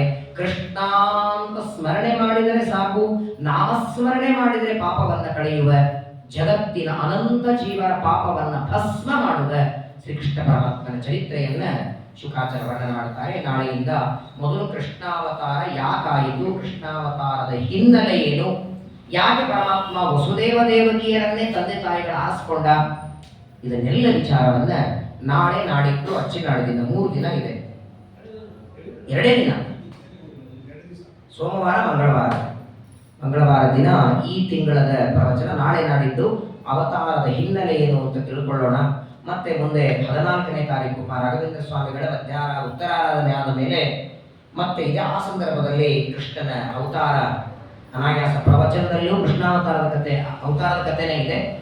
ಕೃಷ್ಣಾಷ್ಟಮಿನೂ ಆವಾಗಲೇ ಬರ್ತದೆ. ಆ ಸಂದರ್ಭದಲ್ಲಿ ಕೃಷ್ಣನ ಅವತಾರದ ಕಥೆಯನ್ನ ಮತ್ತೆ ಶ್ರವಣ ಮಾಡೋಣ. ಸಮಗ್ರ ಜಗತ್ತಿನ ಅಮಂಗಲವನ್ನು ದೂರ ಮಾಡಿ ಎಲ್ಲರ ಬಾಯಿಯೊಳಗೆ ಕೃಷ್ಣ ಅನ್ನುವ ನಾಮಸ್ಮರಣೆ ಬರುವ ಹಾಗೆ ಕೃಷ್ಣ ಪರಮಾತ್ಮ ಮಾಡಲಿ ಅಂತ ಪ್ರಾರ್ಥನೆಯನ್ನು ಮಾಡೋಣ. ಶ್ರೀಕೃಷ್ಣ.